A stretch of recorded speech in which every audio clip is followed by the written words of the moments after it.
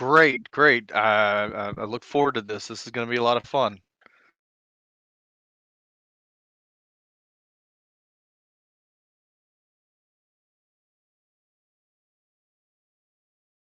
All right, absolutely. So, my name is Austin Bell. My wife and I own a little video game store in Corinth, Mississippi called the Video Game Corner.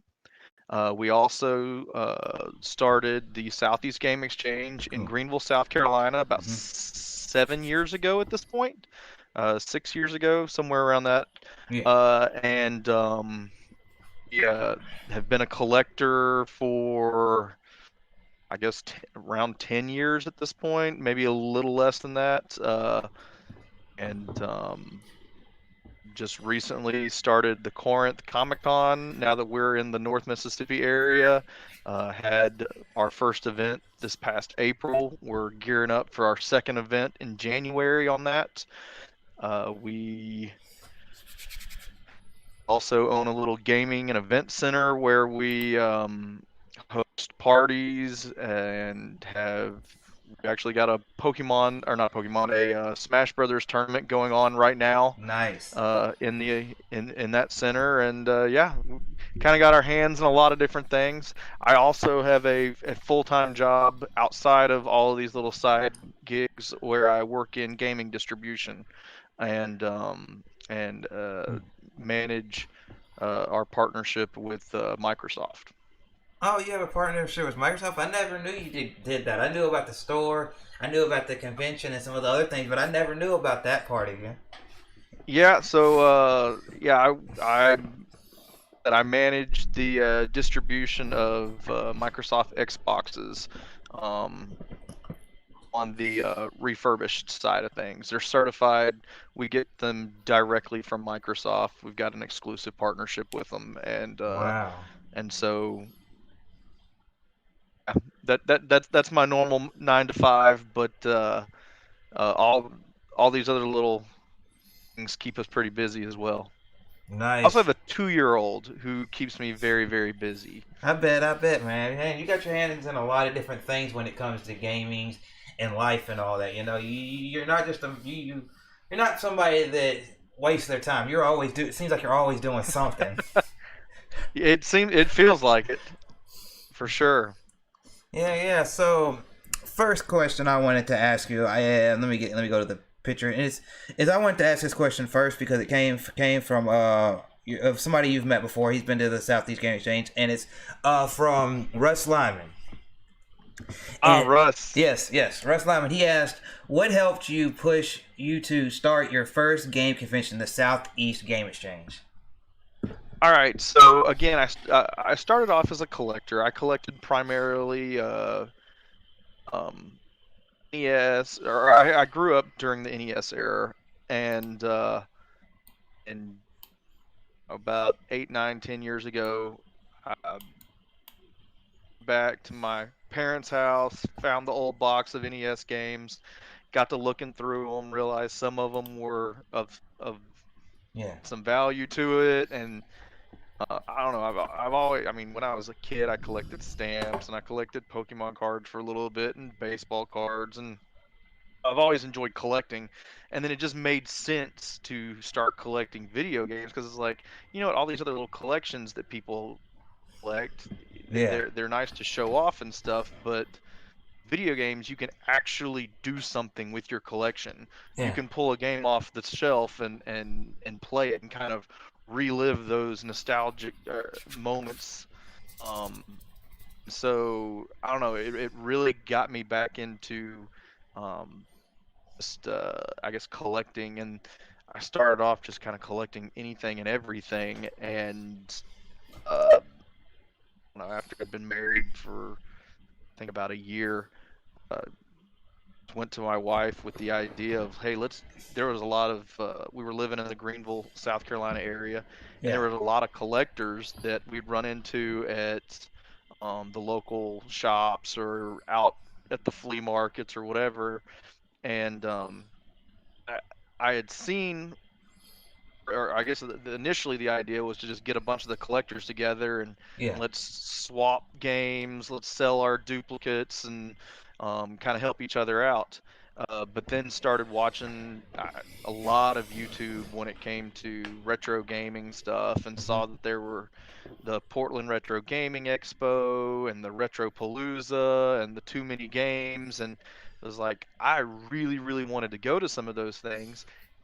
There was nothing around the Carolinas, nothing in the Carolinas and Georgia. Like, there wasn't any like retro gaming type conventions.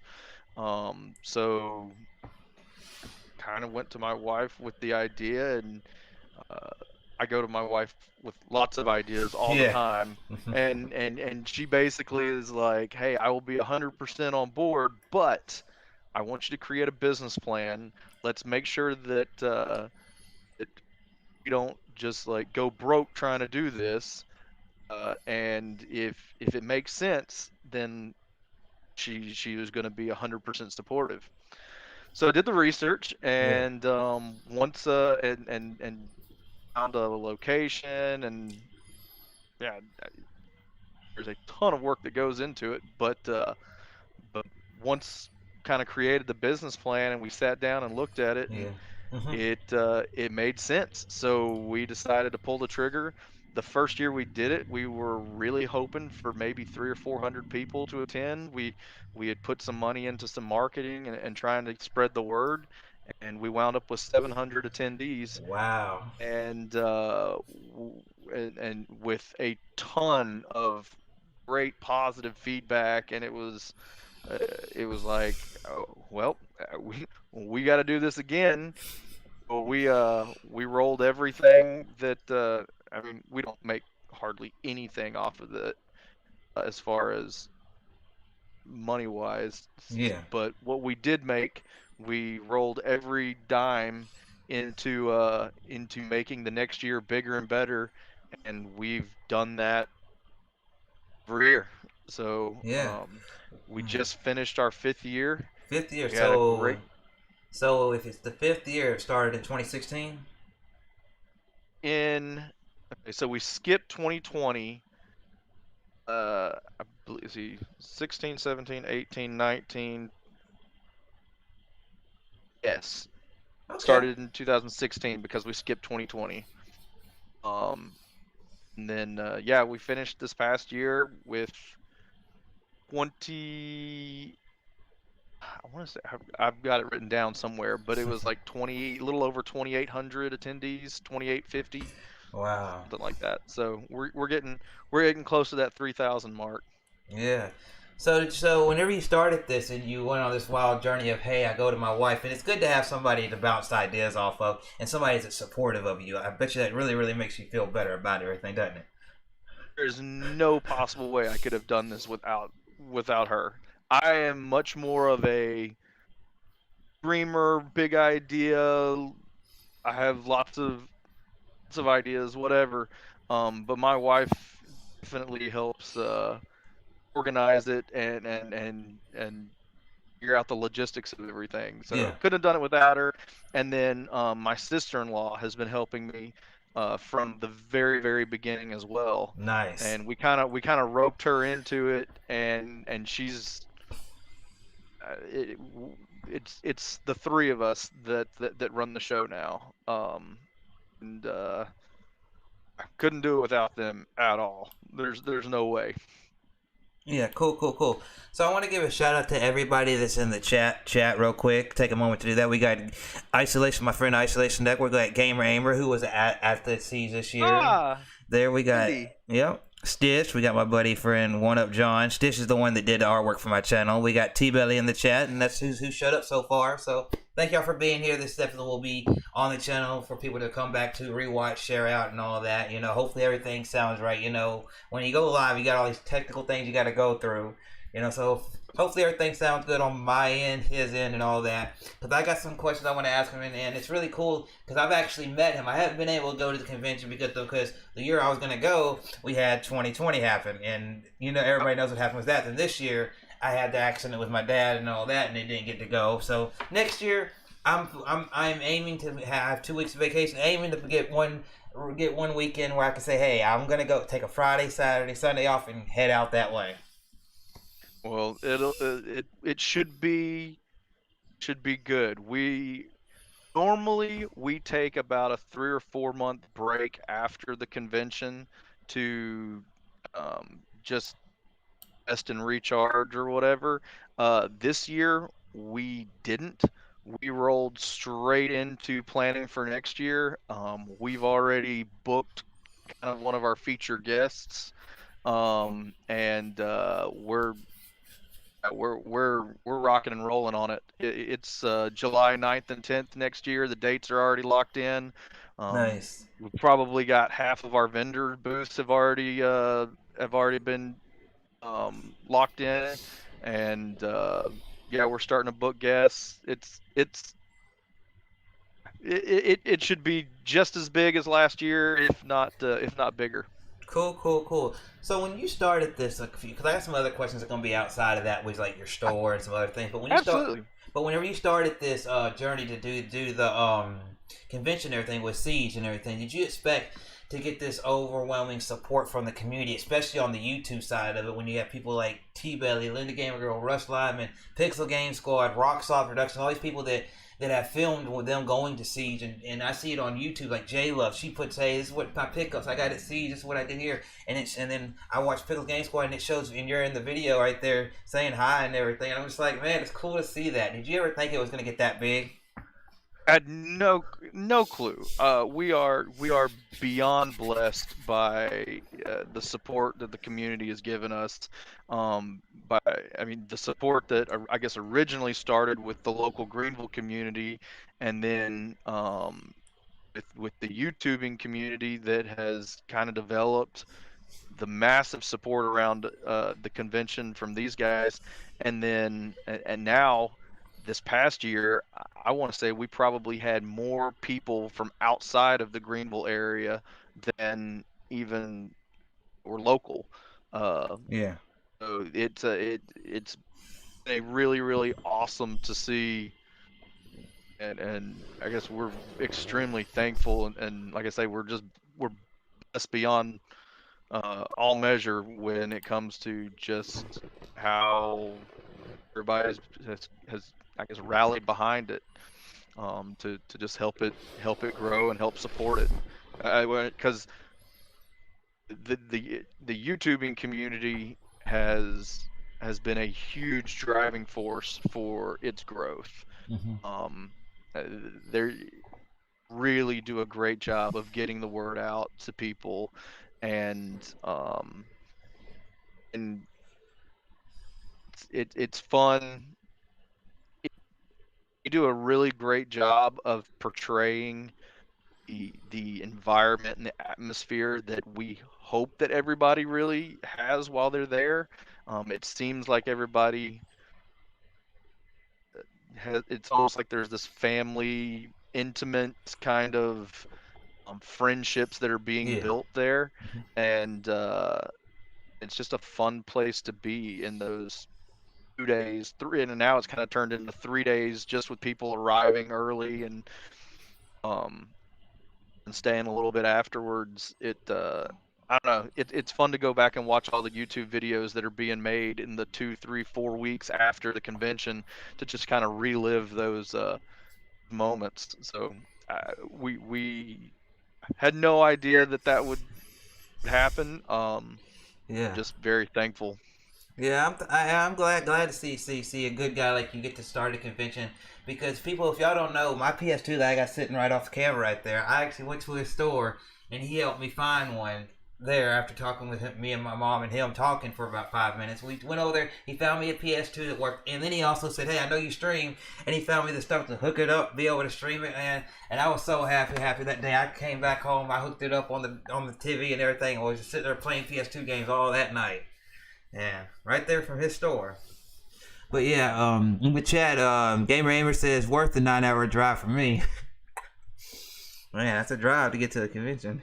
And then T-Blaze says, "I got my Power Glove at Seeds. Life memory." Yeah, We need to man. get T-Belly back down here again. Yeah. Man, yeah, I remember my buddy T-Blaze, he said he was so hyped the year he went, him and Die Hard Gamer Bros came down together from New York, and man, it was, and then I talk to T-Belly almost every day, man, and that time he went, he was so happy meeting you, meeting everybody down there. It was fun. He said he'll always remember But that.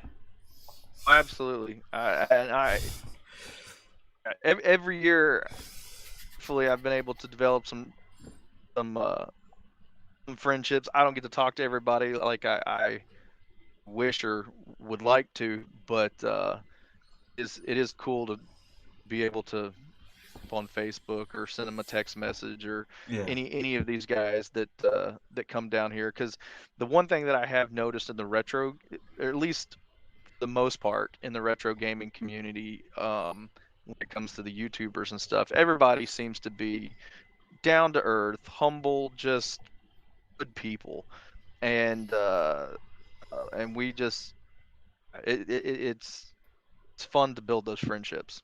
definitely, definitely, definitely.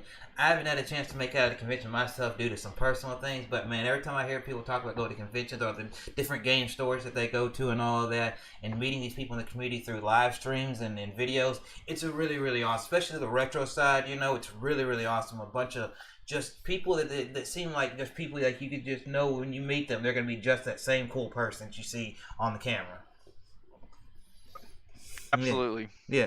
So getting away from Siege for a moment, everybody, I want to talk to him about. So you started Siege, and then I heard you also had a video game store, and then whenever it popped in my head, hey, it's only a couple hour drive from where I'm at. I was like, hey, I got to get down there. I got to go to the store. And it was about maybe a 2 hour drive for work from where I was, and now it's probably about because I moved a little bit, it's probably about a 3 hour drive. But I still want to go down there again. What did you start? How long have you had the store? Was it before the convention? After the convention? How long have you had the store? Because I don't exactly remember it. I think it was early when I went to the store. Yes. But how how long have you had the store, and how is the store doing? So we started the store in August of 2019. So we just had our 2 year anniversary at the beginning of this month. So it's still relatively young. Um, it started off really, really great. Unfortunately, COVID kind of hit everybody. But being in Mississippi, they really only locked us down for about 3 weeks. And then, as much as unfortunate the circumstances, but pretty much all at home entertainment, um, it's kind of skyrocketed as far as people were buying. I mean, if you went to Walmart back in early COVID days, you couldn't buy a TV, you couldn't find laptops, like pretty No. much anything and everything was being sold. And that was kind of the same way with our store. Like we had a hard time keeping consoles on the shelves because as quickly as they came in, we'd turn around and sell them. So again, as much as it's been the reason for our growth is not great, and we don't any means uh, like the how things have happened. It did not hurt us. Like it probably helped the video game stores. And I've heard the same when it comes to pretty much most mom and pop video game shops. They are all doing really, really well right now, and Cool. the most part. There are some that have struggled, depending on where they're located, but the majority of them have done really, really well. Yeah, so with your store being down there in Corinth, Mississippi, was the different things that you do at the store and all of that, and the little events that you've held to do into the and also starting a Comic Con thing down there. How has all have the community been in Corinth and in that part of Mississippi with your store and everything? Just wanted I'd like to know. So very similar to the Southeast Game Exchange. The Corinth area. Corinth is a fairly small town. It's about 15,000 people, um, as far as a population goes. So it's a relatively small city, but there's about like 8 or 9 counties that surround Corinth, that all kind of funnel in to Corinth. Yeah. So we wind up having a lot more people than just that 15,000. And outside of our shop, there's really not a lot of other options in the North Mississippi, West Tennessee area until you get into Memphis. And Yeah. even in Memphis, there's not that many options Yeah. outside of the major chains like GameStop and um, Game Exchange. Yep. So, uh, so with us being more focused on a lot of the collectible type games, we have a really good selection of NES games and Super Nintendo and Nintendo 64, and we've had a lot of crazy high dollar stuff that's come through here. And I think early on we had an older couple bring two giant boxes of like Super Nintendo game boxed Super Nintendo games that their son had in their closet and they were trying to get rid of them and stuff like that. So it's an area that hasn't really been, I guess, tapped when it comes to retro gaming. Yep. And the community just uh, again, the same with Southeast Game Exchange. They just kind of rallied behind us and have supported us in ways beyond belief. Um, we started out doing a lot of, I guess, fun, not really say. I mean, we ran some sales, but we would hold little contests where one day we'd have like a Tetris high score contest or something like that, and then other we do started off having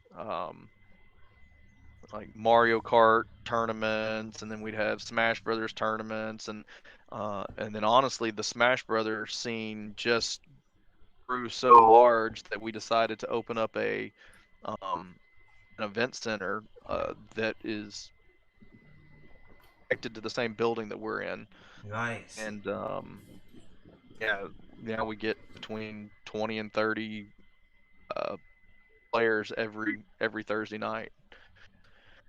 But yeah, so that we did that, and then like I said, this we just decided we'd kicked around the idea of doing another retro gaming convention. And I keep saying retro gaming convention because that is what Southeast Game Exchange started as.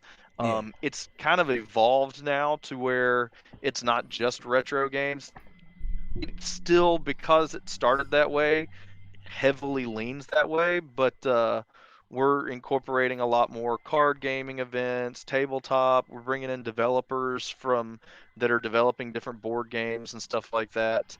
Um, so it's becoming more of a all-encompassing gaming type convention, Yeah. or we're trying to make it that.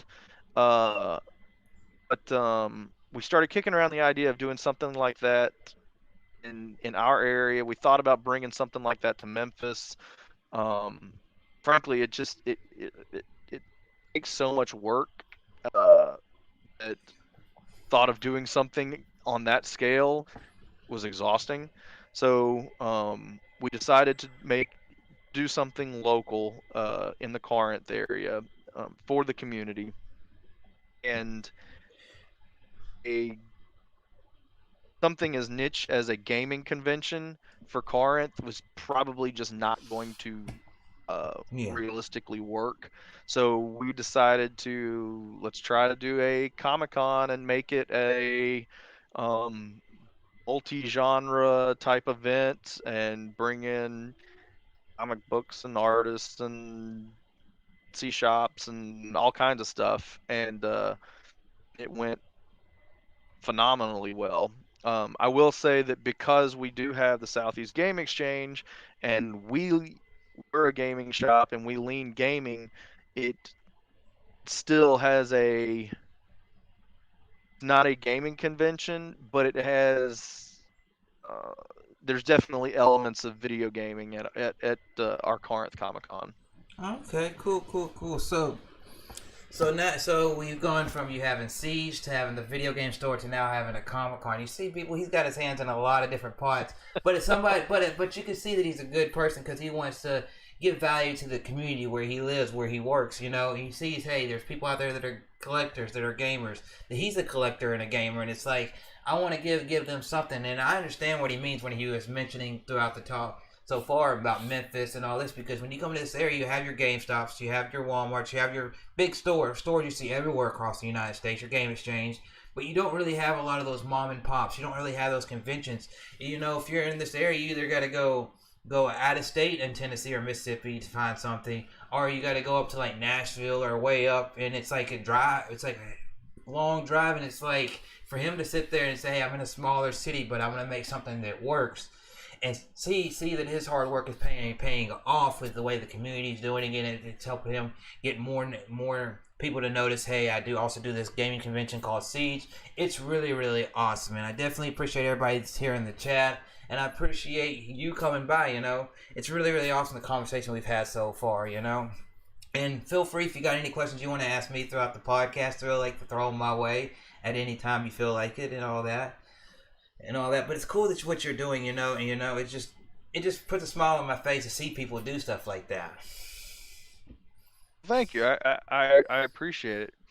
I know that what you reached out to me back. Yes, was it 2 years, 2.5 years ago? 2 years ago? I guess it was right after the 2019 I siege. think it was after Uh, that because I remember I'm friends with like Russ and Jay Love and all that, and they were talking about this convention, and I was like, it was in Greenville, and I was like, and I was thinking in my head, that's the closest one that I've heard in this area outside of like Memphis doing a little something. I think forgot what it's called there. It's something. It's like Comic Con like, but it's over there, and then yep. they do something in Nashville.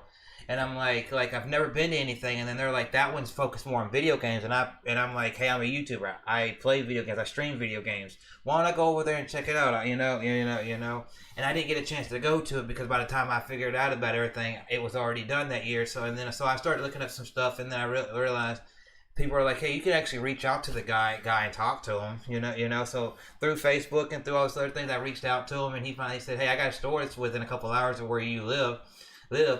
And I was like, well, okay, I got it off this weekend off, and I finally went down there. I think it was on a Friday or Saturday. I went down there, and it was a little bit hard in Corinth to find the store. But when I found the store, you knew it was a gaming store.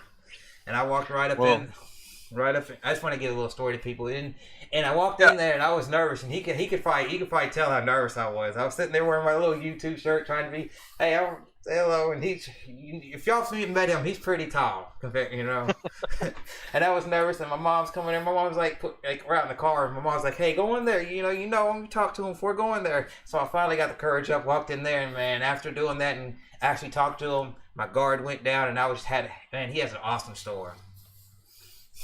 Well, thank you. We were actually just watching some old videos of when we first started the store, and we're looking at how much inventory we had at the time, and we were kind of laughing about how we started so small, and now our shelves are kind of overflowing with stuff, and Mm-hmm. we've had to add so many more shelving units and things like that, and we're not where we 100% where we want to be yet, but it just it's funny to kind of see how far we've come in the last 2 years. Yeah. I mean, I think we started out and we had like Xbox One games, and that was it. And then we had like a dozen PlayStation 4 games, and now we're running out of room and looking for places to put them. But and you came in. I want to say you came probably like the second or third month that we were open, so we were still Yeah. super new. Um, yeah, no, that was fun. I definitely remember that. Yeah, that's something I'll always remember because man, just go in there and because I'd never met anybody in the community. I've talked to people just like me and you're talking all the time. You know, I've done this podcast and stuff like that, but to actually go meet somebody and they say, "Hey, I'm into some of the same stuff that you're into." You know, it's just I run a store, and I'm just and it was mind blowing to me as somebody. I'm like, finally, somebody in the community is meeting me, and I get to talk to them. And since then, I've met so many other people. And next year, I'm definitely gonna try my best to make it out to Siege and back to your store within the next year. Cause man, if y'all can and y'all get in there or in the Mississippi area, North Mississippi area, go by Coy's store in Corinth. It's definitely something that's really really awesome. Cause when I went there, it's probably not half of what it is now. Because since then he's added a lot of stuff to it. But when I walked in there, you could see like the consoles that he had ready, the games. You could see that you had a little section for all the stuff that you want to hook it up to play on your modern TVs, all that and everything, and it worked, and it's just awesome feeling. And even the fellow employees that are they're really welcoming and everything like that. And because you walk sometimes, no offense to GameStop or anything, but sometimes you walk in there and they're trying to sell you on, hey, get this membership, or hey, you want to get this, or hey, all right, you want to put a down payment on this game that's coming out soon, or something like that. Pre-ordering it basically, and all that. But they don't really do that. They say, hey, what kind of gamer are you? They ask you the simple questions, and you go in there and you have fun. And if you just want to go in there and look around, they let you do it. Absolutely. But so, as far as know that I first started watching your channel, and I apologize, I don't get a chance to watch it all the time. But when I first started watching your channel, you were doing a lot of Xbox gaming. Are you still primarily Xbox, or are you playing right now? When I met you, I was primarily Xbox because when I graduated high school, I was like, okay, all I had was a PS2 because that's all I had, And then I got a 360 and I got Reach and I fell in love with the Halo series, and that's when I went from 360 straight to Xbox One because when I got my Xbox One, my buddy got the Star Wars Battlefront version of the PS4 that was white. So he got that one. I got the Halo 5 Xbox One, and we're like, okay, we're gamers. I can go to his house. He's right down from where I work. I can play the PlayStation there. He can play my Xbox, and we just would game every weekend. If I had off days, I'd go in the game, and I was primarily Xbox because I didn't have the money to get a PlayStation or get the Nintendo system or anything like that. And I still have that Xbox right there, and I still do play a lot of Xbox. But I know over that time, me doing better at my job, but also meeting a lot of people in the community, like there's somebody in the community, they sent me a Wii U, so not a Wii U, a Wii, so I could collect for GameCube or Wii games and be able to play that and experience that.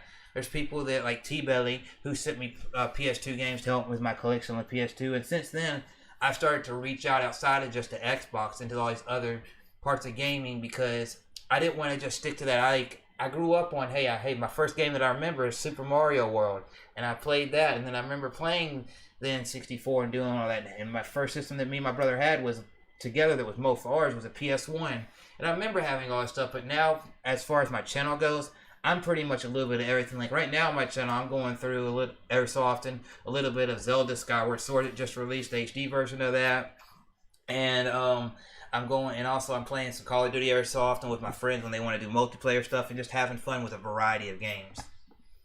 So thoughts on Skyward Sword? What do you think so far? So far, Skyward Sword, I didn't get to play. Okay, let me ask you this: how many hours have you put into it so far? Not much. I just got to my first dungeon because I didn't get the game until a month after release due to some personal things happen in life. But the whole time I had it, my buddy T-Belly, he's sitting there. He's Zelda's favorite franchise. He talked to me about it, and he beats the game. Says I put 60, almost 70 hours into the game. So I finally played the game, and I open it up, and I'm just like, characters, the music, the sound, everything. I'm like, this is the game that I love because my favorite series of all time is Kingdom Hearts, and I'm like, for Nintendo side, that they say Kingdom Hearts is all convoluted story and everything. It's hard to keep. Well, if you look at all the Zelda games, the story doesn't always go together, and I'm like, that's kind of similar, but on the Nintendo side, and I'm like jumping into this and I'm enjoying it, and I'm just like, no, that's gonna be a game. Every time I play it, I'm gonna put 2, 3, 4 hours into it every session. I got Skyward Sword when it released. I did not play Skyward Sword on the Wii. So this is my first going into Skyward Sword. Yeah.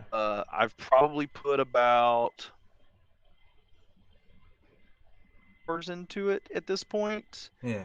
and while I love the story so far, story's great, music's great, so far everything's awesome. I hate the controls so much. I'm about to completely give up on the game and just watch somebody else play it on YouTube because I despise the motion controls, and then when you switch it over to just a pro controller, they still are horrible. So Yeah. I'm just about done with the game personally. I see T Belly says that it's a phenomenal experience, and I have to completely disagree because it is been really, really bad as far as the controls go. Again, everything else great. The controls have been Yeah. horrible. Well, and I also don't like motion controls to begin with. Yeah, I didn't Um, try it on the motion controls yet. I said I'd say that for a later time off stream to try it, but I did use the pro controller, and it's not that the controls are bad to me. It's just the way that you gotta do like when you gotta hold like your the like think like the button like one of the trigger buttons or something like that to like look around and do and move, and then you gotta move both your joysticks, and I'm like, what? I gotta constantly do that, but if I hold that button, I can't do my combat. So I'm like, ugh. that, and I hate the fact that you're having to flick the the right stick to swing your sword. Yeah.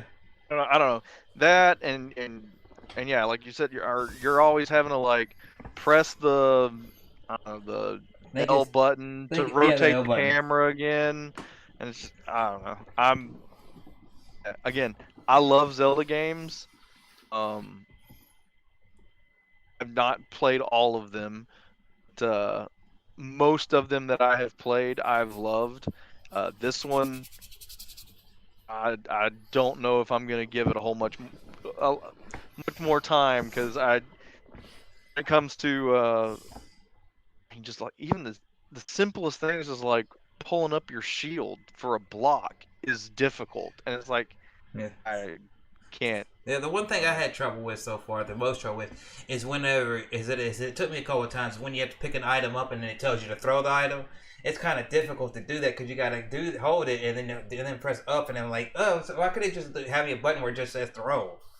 Yeah, exactly. But yeah, I'm gonna be giving that game some more on the channel and so more love on the channel and seeing how much further I get into it before I maybe get frustrated myself. But yeah, I understand. Yeah, T-Blake says I understand where Austin's coming from. Yeah, Yep. like I said, and it doesn't help that I played Final Fantasy VII Remake a couple of when it first came out on the PlayStation 4. Yeah. And then when the Intergrade or whatever it's called came out on the PS5, I um I wanted to play the the new campaign or the little 5 hour story that was Yeah. added to that. And when I finished that, it made me want to go back and replay the whole thing again because I loved that game. And I stopped playing it to play Skyward Sword, and the whole time I'm playing Skyward Sword, it's like I'd rather just be playing Final Fantasy right now. I don't really. So no, maybe if I put it down for a while and finish Final Fantasy, then maybe if I pick it back up, won't be as bad. Yeah. Yes. Yeah. So outside of Skyward Sword and Final Fantasy, is there any other games that you played this past year that you really enjoyed? So let's see. This past year, um, a good question. I tend to got like gaming ADD or ADHD or whatever. I tend to put like 4 or 5 hours into a game, get like the taste of it, and then move on. I've got such a backlog of games that I don't even I've never touched that I really need to get around to playing, but I don't even know what games I've played this year. Uh, tend to play a lot of the limited run stuff that comes out. Yeah. Our store is a limited run authorized retail store, Oh, cool. so we get at least one copy of all the limited run stuff, and so a lot of times we'll order extra copies for me and some of the other employees and stuff to play those Yeah. a lot, because they're a lot of times they're just indie games that are a lot shorter or can be shorter, and like I said, I've got a 2-year-old, so finding time to actually sit down and game is becoming more and more difficult. Yeah. But That. Game Pass is really great for Xbox to be able to just download stuff and try really quickly. Yeah, I Um, love Game Pass. It's definitely something that at first I was kind of like oh, we're just gonna download these games and not really own do this. But if you really want the game, they have the option for you to go get the game fully. You can go pay for it and get physical, digital, whatever you want. But Game Pass lets you get these big, massive games, new, old, and have a whole library if you don't have a lot of time to sit there and say, hey, why don't I download a couple of these games and then maybe I got this weekend like a day this weekend to go check out a bunch of different games and you got time and you can just dedicate it to that, and check out a bunch of different games. But when it comes to the limit run thing that you said right there, I've noticed because I follow the store on Instagram, and I always see when y'all get the little shipments of limited run in and different stuff, and you show it, and I like how y'all do that, because you're showing what you've got in the store. Like, hey, come check out. Hey, we got some Xbox One systems or Xbox Series S or X, PS5s. We've got this latest limited run game, and I didn't know you were at a limited run store. I just knew you got the stuff in there, but I didn't know you were an authorized retailer. it's fun. We carry limited run stuff. We do get some of the strictly limited games. We get some of we used to get some I am 8-bit, but they don't really do that many games anymore, so we don't really get much of their stuff. We get, oh gosh, I don't know. There's a PG Video Game Software New York, I believe, puts out some games as well that Yeah, we carry some of their stuff. I don't know, we try to carry, when it comes to the new things yeah, or new games, we try to carry stuff that Walmart and GameStop in our local area is not gonna have. Um, and they just don't carry those type of games. So yeah, it we try to kind of, yes, differentiate ourselves. But again, that's kind of a lot of the games that I'll wind up playing. I just played, was it Gris or Grease or however you pronounce it, GRIS, yeah, a little indie game that I believe it won like indie game of the year a couple years back. I just played that this year. It was really good. A lot of like watercolor platformer game. With the PS5, I played Bug Snacks. That was a cutesy game at the beginning, and then at the end got really dark and weird, but it was kind of interesting. Um, but Game Pass, actually, I just went through and played all of the Halo games for the very first time, mm, probably back in like October, November of last year, or of this past year. And love Halo now. Big yeah, fan. That was a great series. And I know that some of the Halo fans or whatever think that the newer ones were not as good, but I still enjoyed the new ones. yeah. And again, a lot of it has to do with the controls. The newer ones, the controls are so much better than the old original ones. But this, as far as the story goes, I enjoyed all of them. Can't wait for the next Halo come out. Yeah, I'm definitely hyped for Halo because it's one of my favorite series of all time. Master Chief's my favorite gaming character of all time, and like last year, like whenever they were supposed to release the game last year, but then the pandemic hit, and also the backlash for how the game looked, kind of like what happened with the Sonic movie. People got a backlash to it, and people were like, "Okay, hold up, we got to fix this," you know. So last year, like I said at the beginning, I'm gonna go through as many Halo games as I can. I'm gonna let the community vote on what I play. But I'm gonna start with my favorite Halo first, and I started with Reach, and then they said let's go through 3. Then they said I think it was 1 or 2, and I went through I think 1, 2, 3, and Reach all within like a 3-4 months period of time, and I was just like, wow, you know, so hyped for it. And then when it got delayed, it was like, man, it hit me right there because I'm just like, I'm so ready for it. I love the story, and I love Halo so much because of what they've been able to do. They've been able to have Rooster Teeth do a little side comical thing with the multiplayer aspect of it. They've been able to do so much with it for us gamers in the community to see, and it's like awesome, and it's basically Xbox's mascot. They're their top franchise next to Forza or Gears of War. But man, there's nothing like playing a good Halo, and definitely like you said, when people play the newer ones, they gripe about like the campaigns and all that. It doesn't focus as much on Master Chief as it should, which obviously they're trying to open the world up to show you some other things. But you can't complain about the controls because the controls, the gunplay, the way the guns and the sound mechanics have just improved a whole lot. Some games, when they get later in the series, that stuff kind of falls off because they just, we want to go in this direction, or we want to go in that direction. You know, it's kind of, you know. But this game, it's like the gameplay wise, that stayed on par.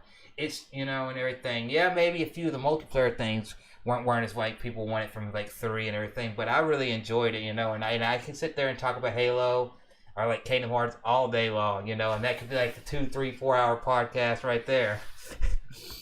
Oh, I tried Kingdom Hearts. I've only played the first one. Yeah. And I tried it again. I'm going back to a lot of these the first time within the last couple of years. I completely missed like the PlayStation 1, PlayStation 2 eras of gaming. I wasn't interested. I was in high school and college during those times and just right out of college and just didn't. I was the only thing that we played in college was the original Smash Brothers for 64. Yeah. Pretty much that was the only thing we ever played. Um, but kind of missed a lot of the PlayStation 2 and the Xbox 360. That whole generation of gaming I kind of missed. So finally went back and started playing the Kingdom Hearts games. Yeah. And the first game, I enjoyed it. The story, way over my head. I don't understand it. But I was enjoying it till I got to Ursula. That was the most annoying, frustrating. I don't typically rage quit on anything. I recognize I'm a pretty not great player at almost all of the games that I play. Would say below average on everything. Even the games that I enjoy and I play a lot, still say I'm below average. Yeah. But yeah, once I got to Ursula and I almost threw a controller. Yeah, that part of it, that little mermaid part of the game, Ursula and all that, that is to me on the first one, is that when you play the first one, you got to get past the first like little island that you start on, the home ends before you go out into the other place, because that little island can get a little frustrating and tedious because you're like, I'll go collect this, I'll go run around and do this, and it's just like a couple things, and then you get to the first world and it's like opens up, but then when you get play through it, you're going, hey, I'm going to Olympus, hey, I'm going to Alice in Wonderland, I'm going to Halloween Town. But then when you get to Little Mermaid, that one you're in the water and it's kind of it gets a little tedious in that one. But other than that, I love the Kingdom Hearts series. But the question that T-Belly asked, he says because we were talking about Halo a minute, what's your favorite Halo? This is going to be a super unpopular opinion. I kind of think it was 5. Wow. A lot. Again, I'm going back to a lot that the controls. I kind of liked the whole. I I don't know, it was kind of bittersweet with what they were doing with Cortana and kind of turning her into almost like a bad guy, but I don't. You've already developed this relationship with her from the first few. I don't know. It went in a direction that I wouldn't have thought that it was gonna go. I don't Yeah, know. I liked five, so yeah, everybody hate me. yeah. I don't think five's the worst out of the bunch. And all that. I think maybe four might be that because it kind of just it doesn't live up to everything I think it was the first game was 343, but Mm, but Reach is my favorite because I just want to let you know and everybody else know Reach is my favorite Halo because if you play it and you're wondering how did one start? Why are they out in space and all that? Well, if you play Reach, there's basically a whole world out there that they lived on, and it got destroyed by the Covenant, and that ship is what took Master Chief. Because if you play the game, I didn't notice it until I saw a YouTube video that there's a part right when you're playing the game, you're giving the forgot the black guy's name, but the Colonel or whatever. You give the mm. Cortana basically off to him at the end of the game, and then you basically sit there and fight the Covenant, and you die, and the ship gets left off. Well, there's a part in there when you're giving them off, and do that. And if you turn right, you actually see Master Chief for a second there getting put onto the ship. And I'm like, oh my, oh my. And I'm like, wow. And that just made me fall in love with that game more. And then the story and just Reach where you're playing as six different, you have 6 different people with the powers in that, and you get to do that. And it's different than what you would expect in a Halo game, having like the little powers of, hey, this power lets you run faster. Hey, this gives you a little bit of a shield. But they work it in a way that basically there's a reason why at Reach it was like that, but why when you go out elsewhere you don't see that. Makes sense. Well, I'm looking forward to the next one just because I do want to see more of this Master Chief Cortana story Yeah. on what's happening there. Well, yeah, definitely from what we saw this year when they showed more of it, because last year they only showed a little bit of it and basically showed okay, Master Chief's back. He's gonna be the main focus last year. This year they basically showed that something's up with Cortana's like file or something like that. She's starting like she's it looks like she could her data could she could be dying. And there's this other one that pops up which I don't forgot what they said the name was for, but it's interesting to see what links he's gonna go to because. But it's just like an AI, but it's like Master Chief's come to love this AI and have this good relationship with her to where he depends on her, it seems like. And it's like, how it links is the game going to take you in the story outside the multiplayer, which I know the multiplayer is going to be good. They've been letting people do the tech test a couple weeks ago and all that, which is fun. I've seen people streaming that. But with Halo, where's they going to take Master Chief? When you get back in, you're playing Master Chief and you're going through the story, what links is he going to go to figure out what happened? Curious to know how long the story campaign is going to actually be on this new Halo. I hope they actually put a decent a decently lengthy story. Yeah. It's not just 5 hours and you're done. Yeah, because I would feel kind of like, okay, so basically you gave us a free multiplayer and then you gave us all this other stuff and you basically made a short story and then you tagged on the multiplayer and everybody's gonna go jump to that and not even really enjoy the story, because I like playing multiplayer games and I love having games like Gears of War or these other games that have great stories but they also have a multiplayer feature in them. But I don't want to see a game franchise sacrificed for the multiplayer, because maybe that's what people want. I tend to don't play a ton of multiplayer. Yeah.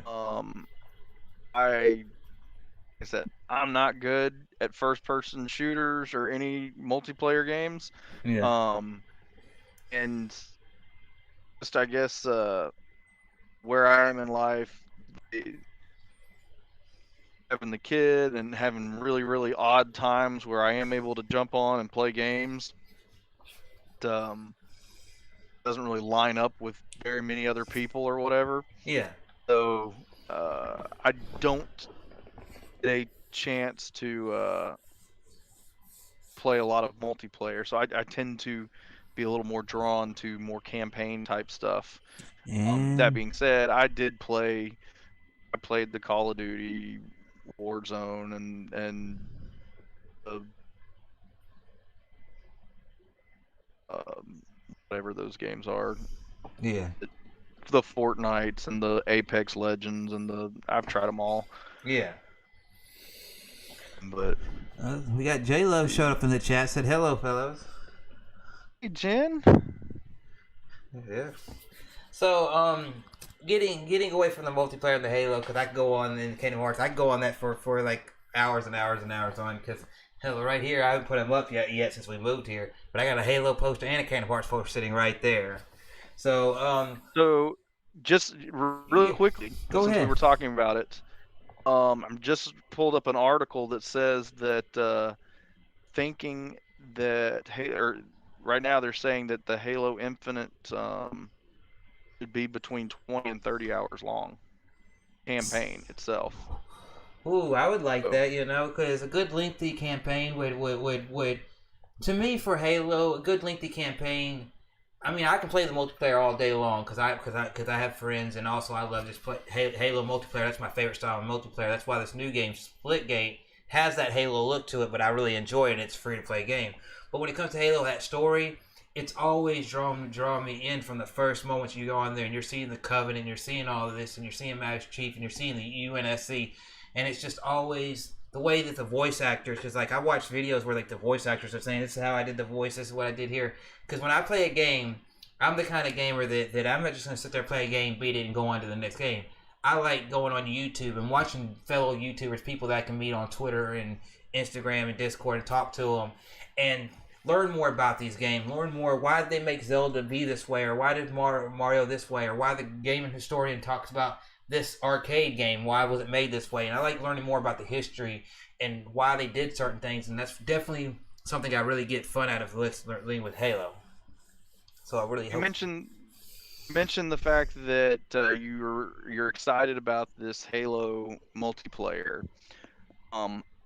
Someone who is not, again, a big first-person shooter multiplayer, what makes this any different than Call of Duty, the Battlefield, the Battlefront, all the other, well, I guess Battlefront's a third person, but anyways, all the other first person shooters, why is this one, outside of it being in the Halo universe, what makes it okay? What makes this different mechanics that make it better, or like why is it a better game? It doesn't play well. If you play Halo right off the bat, it doesn't play like Battlefield, Apex, Call of Duty, or Fortnite. That's just the four biggest ones outside of Halo that you can get to. It doesn't play like those where you got a generic guns, generic stuff, and you're just playing through it. Halo is a lot more. You can feel a little bit more of the weight. It takes more bullets to get through somebody because you've got heavier armor, and you can and everything like that. And this one right here, for the new one, from what I've seen, they're going back and taking everything that they did with 2, 3, Infinite, and even 5, and they're looking at everything. They're looking at everything they did with the Master Chief Collection by putting them all together. And they're giving you like this little training section in it where if you're a new person, you can go in there and train against bots and learn how to play the multiplayer.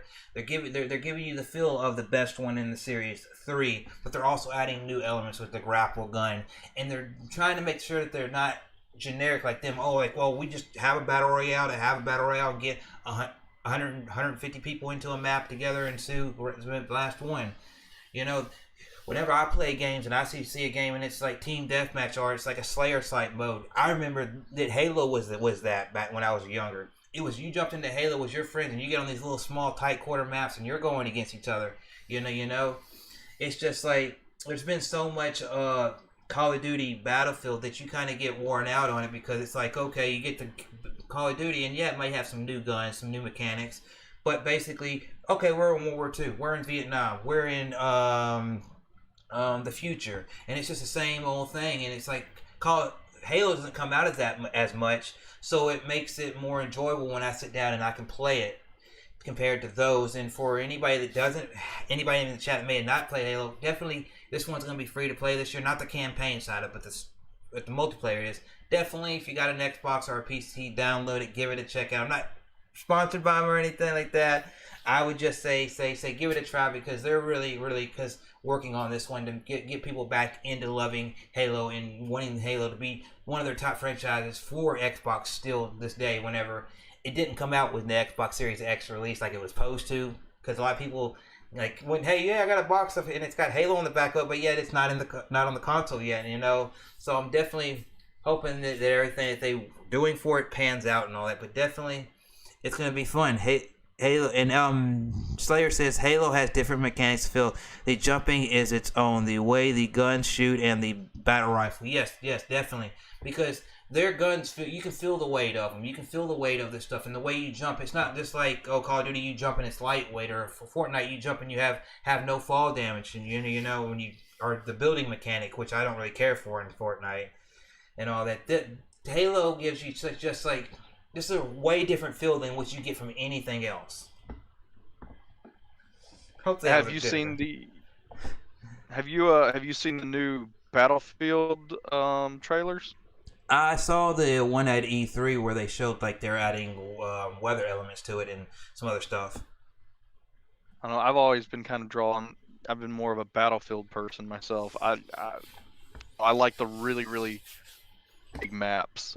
Yeah, But, yeah. That's the thing that I've noticed is that real quick is that I've noticed whenever I play Call of Duty or Battlefield, like Call of Duty, they have a few modes where you can like have like only a few modes where you can have like a vehicle and all that, and I can just see it's like a carbon copy of they're trying to not say they're copying, but basically it's trying to copy basically what Battlefield is doing. And you play Battlefield, it's like it's already done good here.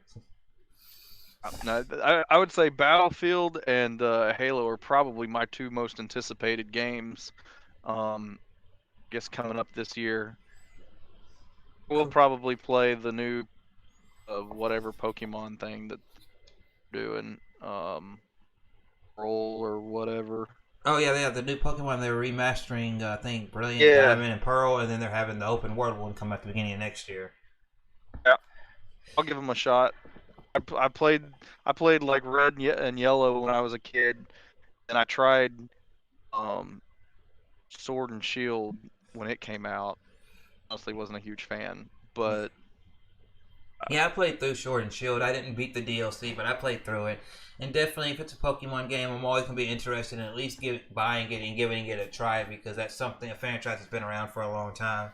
You know, since I was a kid, and remember. I think my brother had red and I had blue because I remember blue had a Blastoise on the back of it, and I popped it in like the Game Boy because I had a Game Boy Color at the time, and it was a purple one of those purple looking, indigo looking ones, and I remember popping in the back of there and playing hours on hours on end, and having to buy the little additional lights that you had to put on the little things and stuff like that to see it better, man. And that's like another time. yep.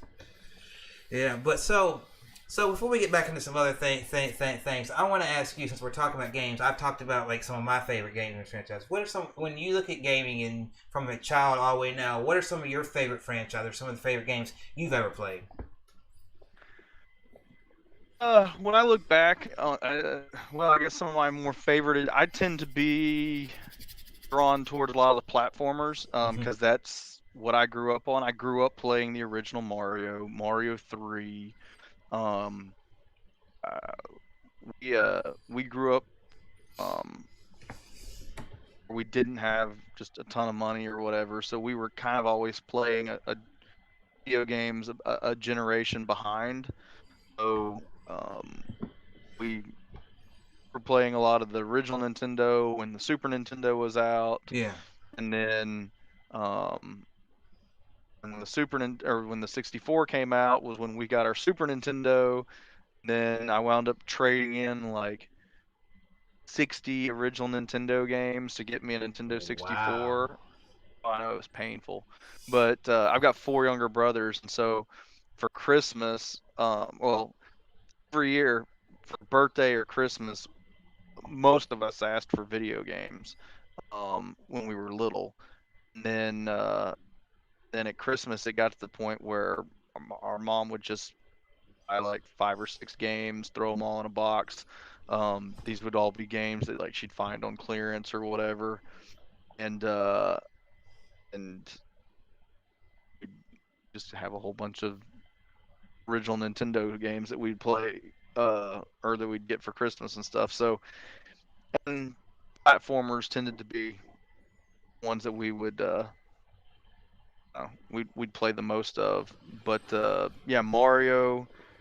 When it comes to the 64, which was about 4 or 5 games. No, I was about 10 games away from a complete 64 collection about a year ago. But I lost all interest in the 64, and Wow. none of those games really hold up uh, or hold up very well. So I wound up getting rid of everything. But Yeah. the one game that I did hold on to, which was my favorite for the 64, was Donkey Kong 64. Wow. Uh, I Nice. love I loved that game. I put so many hours into Donkey Kong 64. Um, for the Super Nintendo, it's gonna be like Mario World. Um, gosh, right now I'm playing. I kind of go through phases where I'll either play a lot of Xbox or I'll play a lot of PlayStation 5. I've got a Switch. I could probably buy more games for the Switch than I do any of the others. Then I typically play them for about 30 minutes, then put them up.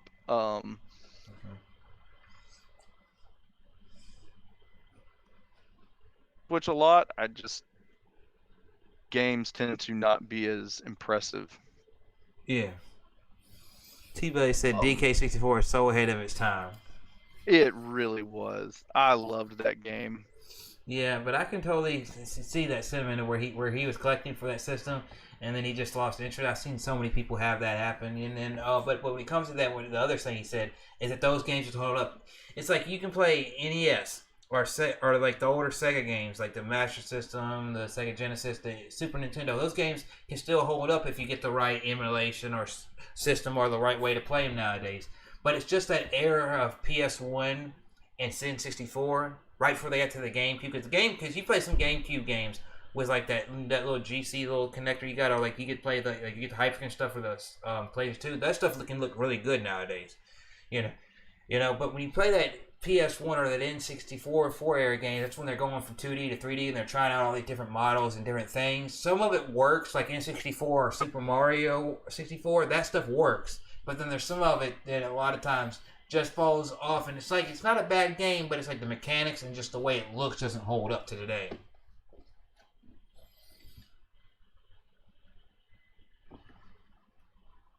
Rough. Mm-hmm. I we played a lot of GoldenEye as kids, but going back now, it's hard to play. But yeah, no, that's kind of where I am with when it comes to collecting right now. Like I said, I started off collecting pretty much anything and everything, and then I was going for some complete collections, focusing on the 64, and then knew I was never going to complete an NES, but was going to try and get as close as I could, and uh, now I've, I think I've whittled my collection down. At one time I had over, I don't know, it's still, I mean, compared to a lot of people, probably a lot of the guys, even in this chat, is not near as many as they had. But I think what biggest my collection was like a little over like 1,100, 1,200 games. Wow. Again, there were some guys that were at Game Exchange that again they're may even be in this chat that have many thousand of games more than I. But I've whittled it down to Yeah. like So 400, it's 400 games. I've yes. gotten rid of so many of them. Yeah, it's like this year through Southeast Game Exchange in the community, I met Game Raymer and I went to her channel. She has so many games, so much stuff, And and I'm like, wow. he has a ton of stuff. I actually just reached out to her not long ago for some advice since she does a lot of, or she's got a lot of displays and stuff, kiosks and different like signs and Yeah, different memorabilia retail signs signs. and stuff like Yeah, that. yeah. So I reached out to her for some advice on something that we've got, but had no idea kind of its value or what was going on with it. So um, that's also something nice about being in this community is just everybody kind of has their own little areas of expertise that I can tap into to learn more about what's going on. Definitely, definitely, and that's what I like. That's something that is awesome with community. It's not just that we're all gamers or we do YouTube or we go to conventions. It's like you can tap into these things and know and learn more about these different style of games or different like. Hey, I want to collect for the NES. NES, well, I could reach out to like J Love or T Belly and say, hey, what do I do? Or even somebody like you, I'd say, hey, what do I do in this area? I live here. What place do I look in? Like Game Ramer, a few times I've talked to her.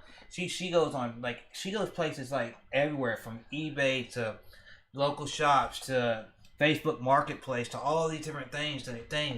And I'm thinking, wow, she goes to a lot more places than some people think about going to check out. Because hell, Facebook Marketplace, I didn't know until I looked it up one day that you can find some stuff there. People don't know the price of it, and they're selling it.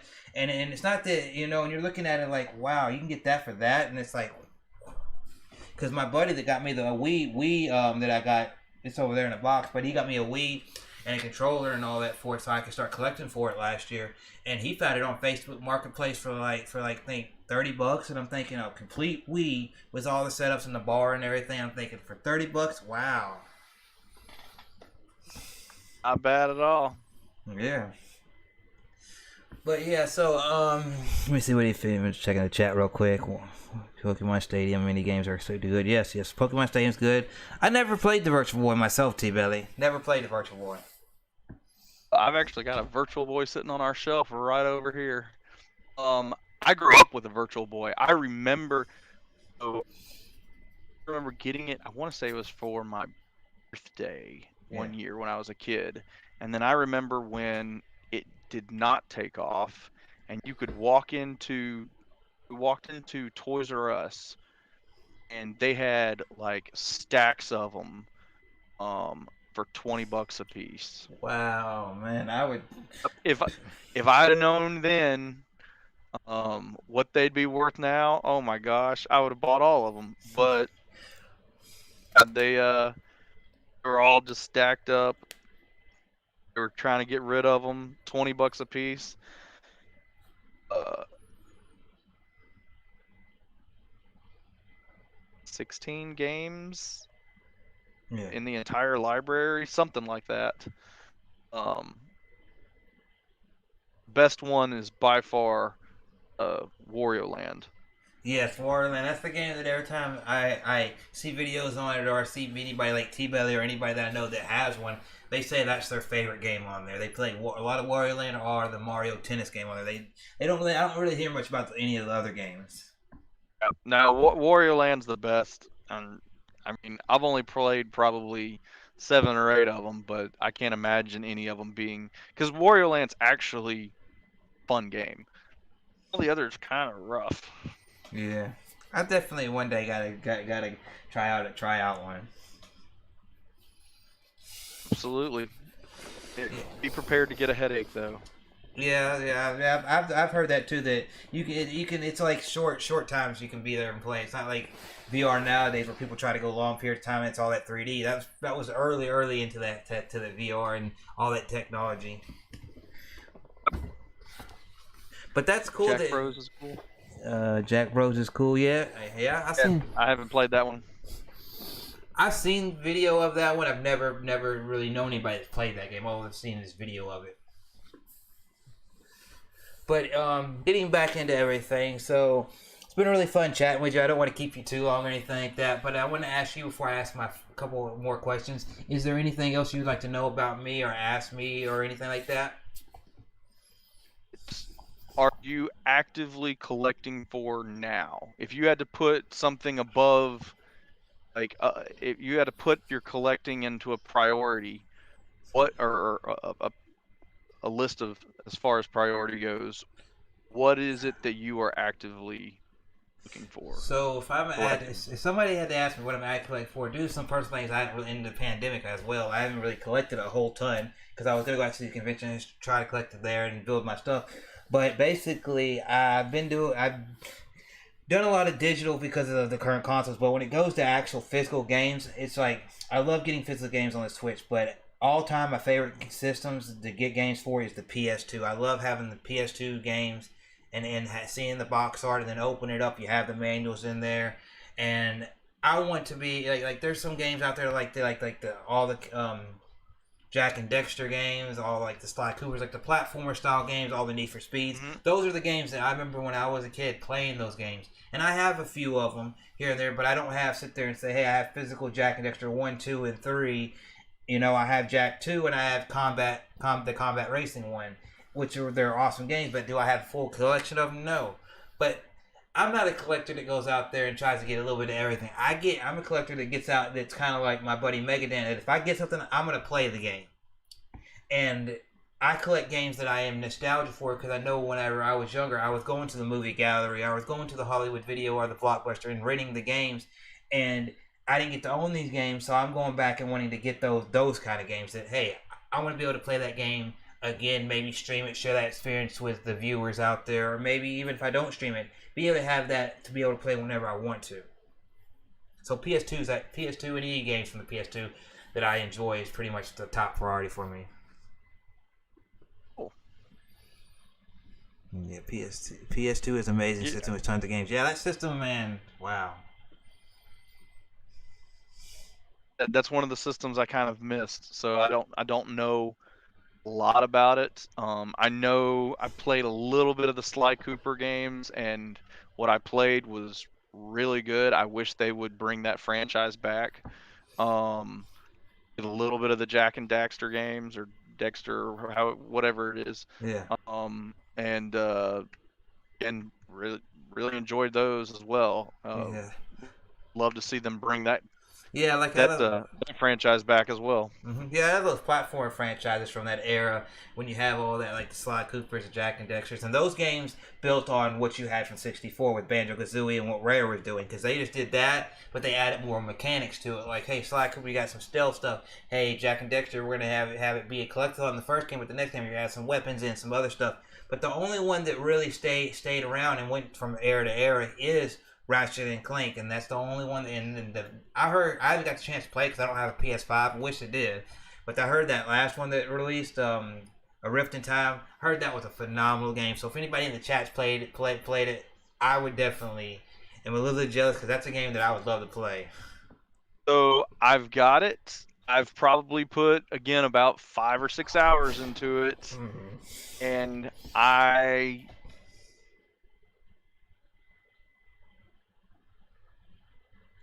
Ratchet and Clank game before. This was the first one I was going into. Yeah. It's really easy. And I don't know. I had no history with the characters whatsoever. I don't know. I was having a tough time getting into it. Yeah. But, visually it looks amazing. And some of the things that it does is really, really good. But that's one of those games that I gave it a few hours and then I've moved on already. Yeah, man. Whew. And that's something, man. I'm ready to jump. I'm ready to. I see so many people playing it, but it is. So I want to ask you a question. For you being a retailer and all of that, just to get, it's gonna be a little sidetracking from the games right now. But for you being a retailer, we hear us on YouTube or Twitter or social media. You always hear so many. It's like all these scalpers, all these people getting the PS5s and the Xboxes and making it hard for the actual person to go and walk into a store and say, "Hey, I want to get a PS5." Cause I remember going and get my 360 and getting it. I remember going in when the whole PS2 era, going from the fat to the slim PS2, getting that so easy. But do you, as a store, or as you as a customer that went out there and got a PS5 or Xbox, do you see it from your point of view, really being hard for people to get those systems? Oh, absolutely. 100%.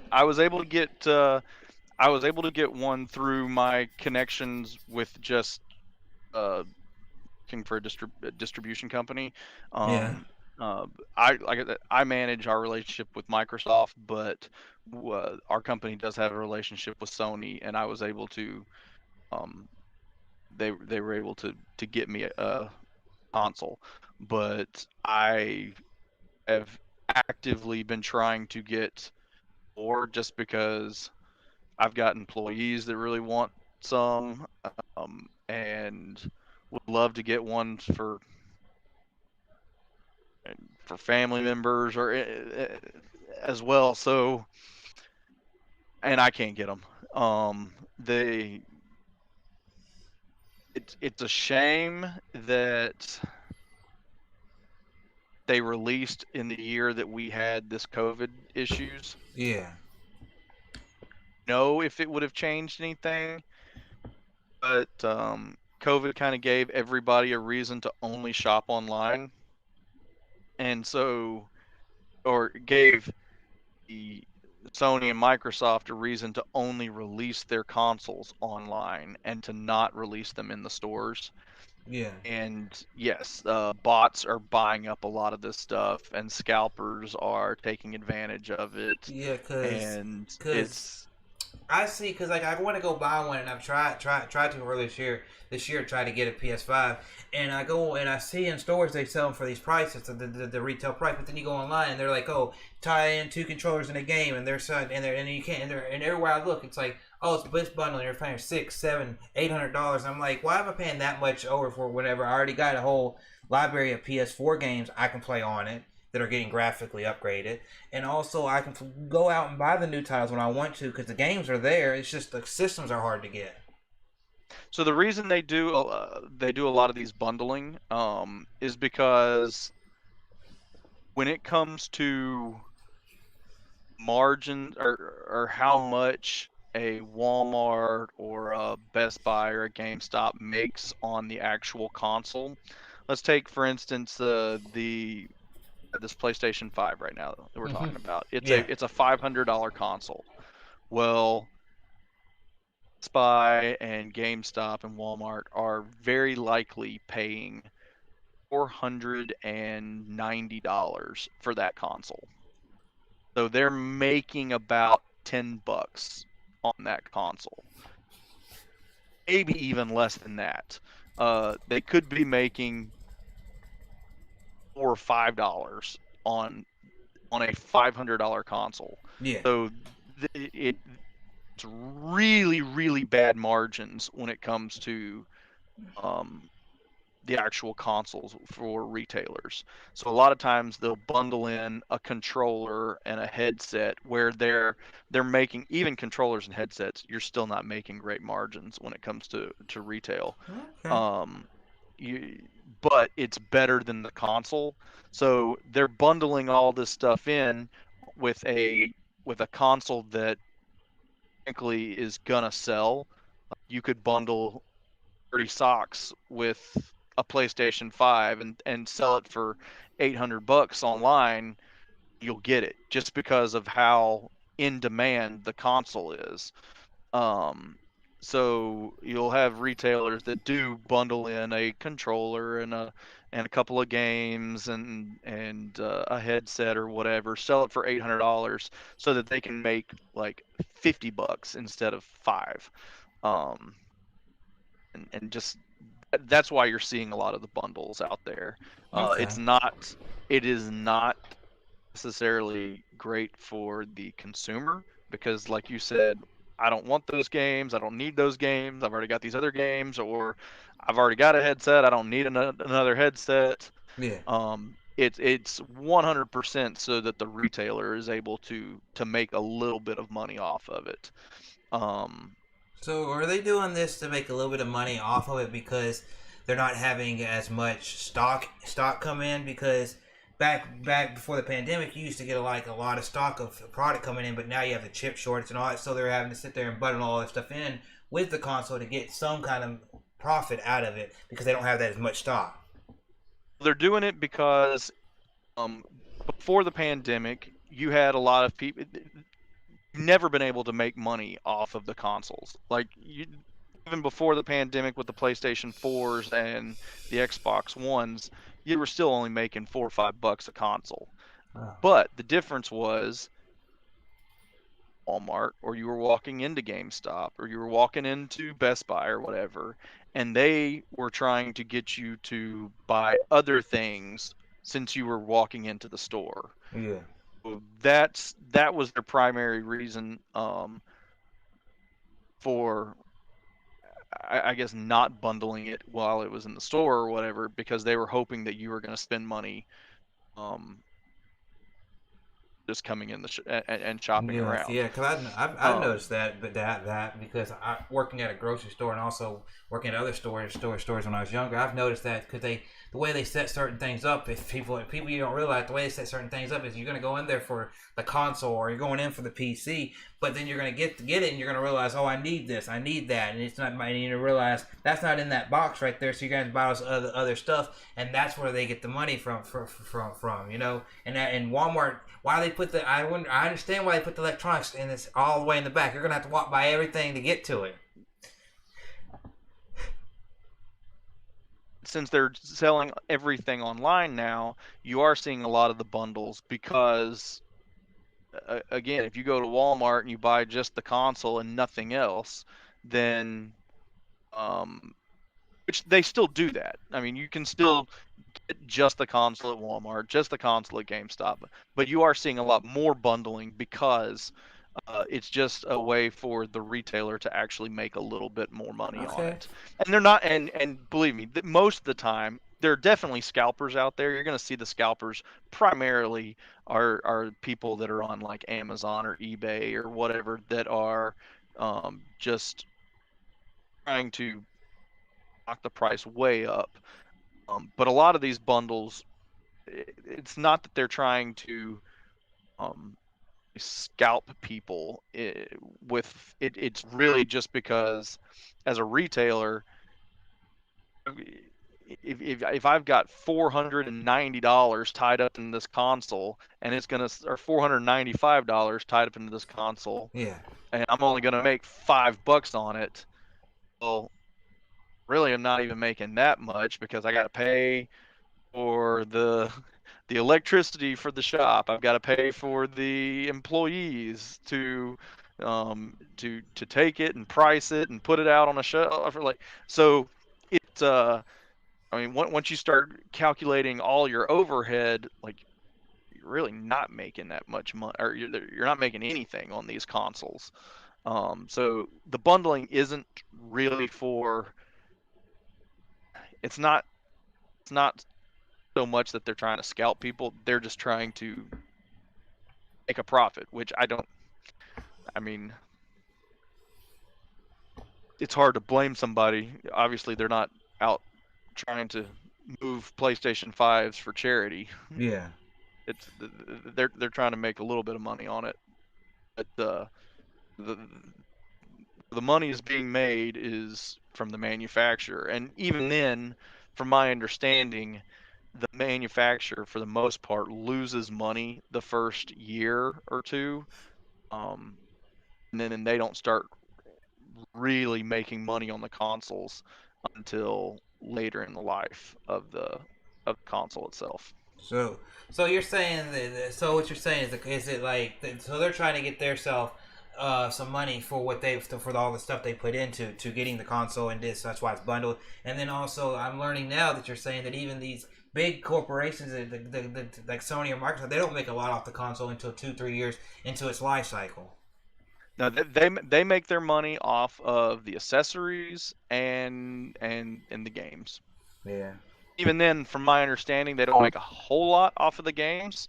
But So accessories I've is never, where they make their yeah, most. I've never asked this question, but say like you're Microsoft, right, and you're selling a game, would they make, or like Sony, and you're selling a game, do they make more money off of it if you buy it digitally or if you go in and you buy the physical copy? So we actually had that conversation come up with Sony. I believe it was Sony. Um, and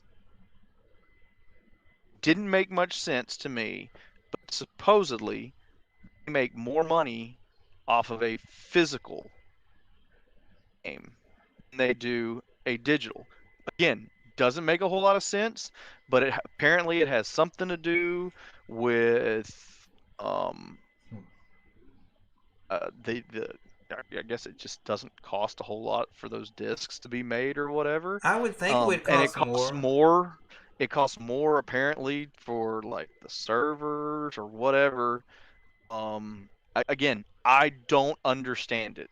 I don't From understand what it they were telling because me, it's me being the gamer. I don't understand it because I want to hear more of your explanation of the same. But I don't understand it because you think about it. Microsoft, it owns one of the biggest servers in the world. They actually own it, and if you watch stuff a few years ago, Sony had to go and get help from them with the stuff and work with them to use some of their servers and all that. And you're thinking, wouldn't it be more money to send the game out to GameStop or Walmart out to your store and have to have it to them and put it on the shelf and know that it might sit there for a couple weeks, this long, however long, before somebody actually buys that and all that?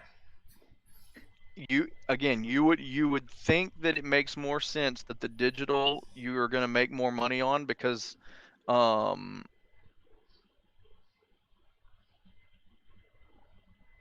Okay, I see. See Slayer in the it's chat. usually Slayers. Yeah. Yeah, I'm sure that has a lot to do with it, but yes, and that's why you'll see a lot of times on the like Nintendo. Well, Nintendo Shop's a bad example, but a lot of times on like the PlayStation stores and the Xbox stores, um, you'll see a game still sitting at 59.99, but then you can go to GameStop or a shop like ours or whatever and pick it up for like $30, Yeah, half the price. And yeah. a lot of it has and not even used. You can get it new at half the price. And a lot of it is because of these licensing fees and servers and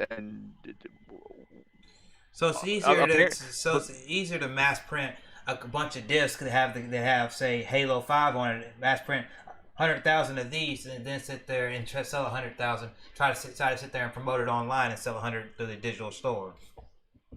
correct. At least that is what Sony um was telling me because that was my question when we had a meeting with them I want to say like 2 years ago. We're in a meeting with them and we were talking about the release of the PlayStation 5 and if things were going to go digital or if they were going to still stick with physical and why would they not go digital just because in our minds it makes more sense. You can save all of this money because you're not printing all of these physical games. You're not having to deal with the retailers and all that kind of stuff. And they said that they make more money on the the physical games than they do the digital. I actually had a conversation with Take Two um, about the exact same thing. We were trying to work a big special deal with Wow. bundling in, or um, uh, we were trying to work a big deal with them on one of their Grand Theft Autos, and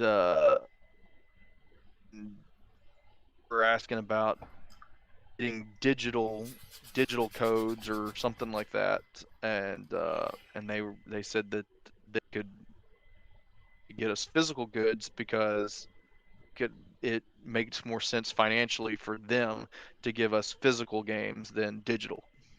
So okay, So it so that leads me into another question. Not to cut you off, but it leads me into another question.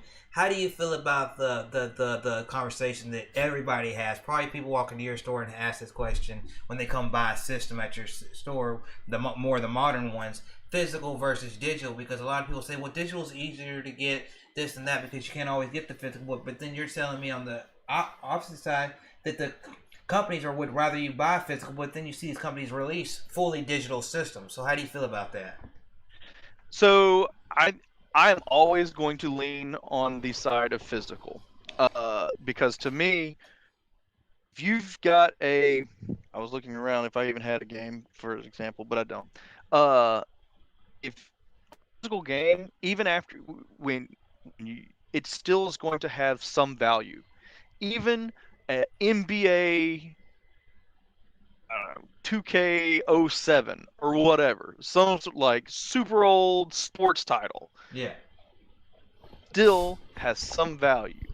You can take it to your mom and pop shop like ours, uh, and you can get $2 for it or whatever.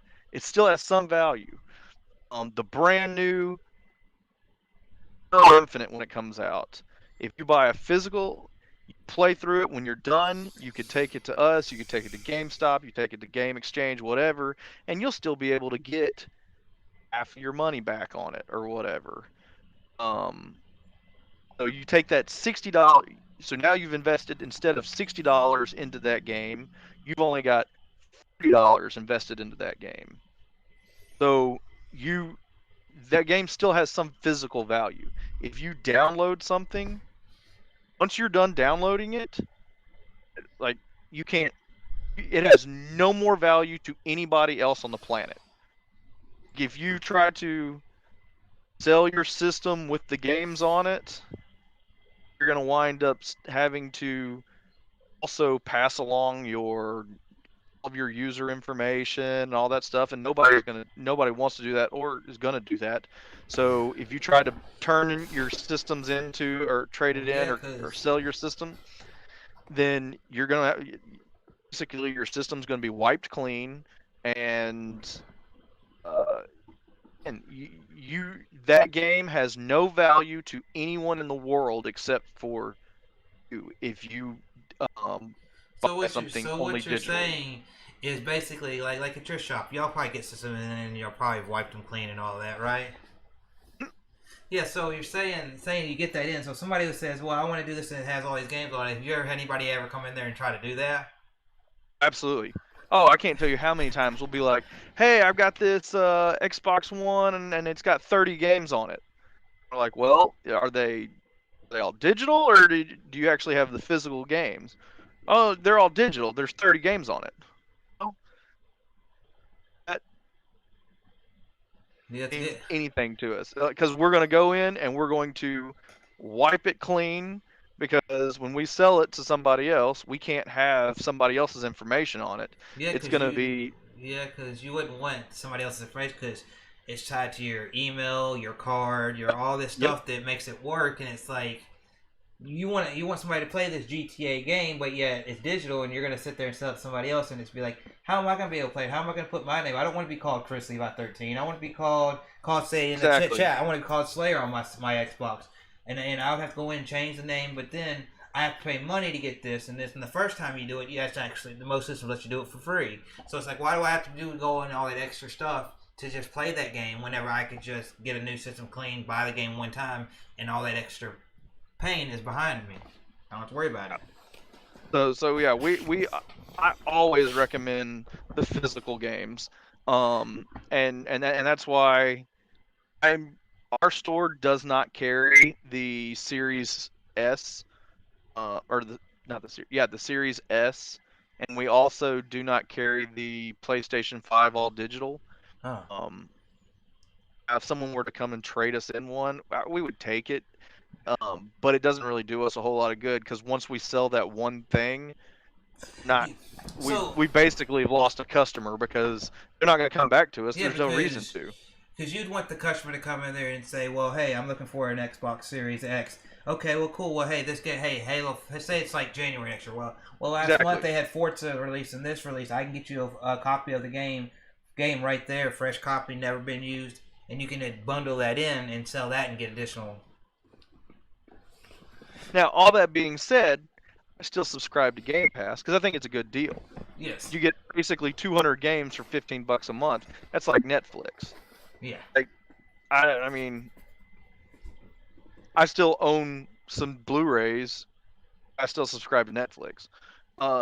So the same situation with video games. Yeah, cause Um, yeah, that's the same thing with me. Like as a collector, I haven't collected a whole lot, but in like the recent, but man, I see the need for more physical, because I don't want to see physical go away. Because that question comes up. You've probably heard it. People are like worried it's going to go away when you see these big companies do this, but then you see Nintendo, and they're the one company that you can say has not sit there and said we're going to let you get the games this way, do the games this way. But then people are like, well, if but then you get the argument people throw out there, well, I'm getting a game, but not the whole game's not there because as soon as I put it in my system, it downloads this and does that. And it's like, I can get my Nintendo game and drop it in there, and it's already fully there, but not on my PlayStation or Xbox. Those are very legitimate concerns and stuff. Again, I go back to the does game have any value to it after you've purchased it? And if you buy something digitally, it has no more value to anybody. It has no value at all. If you buy it physically, even if the other person, I mean, if you were to sell it to somebody else and then they put it in their system, yeah, it's going to have to download it's got to ping the servers or whatever and download something. It's still, because you purchased it physically and it does have the disc, still has a value. Okay. And so that's why I always recommend people going physically. Yeah, I'm definitely. Because again, and that's not to say I've bought digital games before. I mean, when something goes on ridiculously good sale, and I mean, it makes sense to just go ahead and grab it. But Yeah. But for the most part, I try to buy everything physical because again, 5 months I'll probably look at it and go, you know what, I haven't played this, or I played it a little bit and I didn't like it and I don't really want it anymore. It's just taking up space on my shelf. Let me sell it and that way I can afford to buy another game that I'd like. Yeah. Yeah. So we're about to get close to the 2 hour mark, and so I just got a few more things I want to ask you before we actually wrap things up and let you get on with your night and everything like that. We can spitfire it. Okay. So let me see. I'm trying to think of where I want to go. Real quick, you got any future plans for Siege or the store itself that you want to like tell anybody? Ooh. Or maybe something you want to like hint at? Maybe just say, hey, maybe we might be doing this or that. Just like little kind of like teasers, or maybe you want to fully say something. I just because like I ask people like whenever I do it, like sometimes I ask people, hey, you got anything you're gonna be upcoming on your YouTube channel or something you want to say? And then some people say, well, I might stream this, or maybe down the road I'm doing this. So there you go. So let's see, for the store, nothing's really new going on in the store. We're always getting new product in all the time. We're trying to always expand what type of product we do carry. So nothing like overly new and exciting for the store. Southeast Game Exchange. I don't know if I want to but so we just we have not announced this yet. In fact, this is the first official announcement, I guess. But it will be showing up on our social media probably next week or the week after. But we have booked Sarah Natachini, who is the voice of Ash Ketchum on the Pokemon. Wow. Yeah, the Pokemon anime. The Pokemon show that's been going on since I think 96, 97, yeah. So she has been the voice of Ash for the last 15 years, as well as a number of other Pokemon characters and Wow. Pokemon. She's the voice of Chansey and Piglet and gosh, I don't know, just a whole bunch of Pokemon and Pokemon characters. She's notably, I guess, known for her voice as Ash Ketchum. Okay, cool. That will be at the Southeast Game Exchange, or she will be at the Southeast Game Exchange as well as Corinth Comic Con. Nice. Which And you said before we wrap things up, I want you to I would like you to give the dates out, so that'd be towards the end. So just have that on your mind, the dates of those other things, so you can tell everybody. So have you been outside of your own convention itself? Any other conventions that you've been to? yes. Oh wow. So ever since we started ours, I love going to conventions.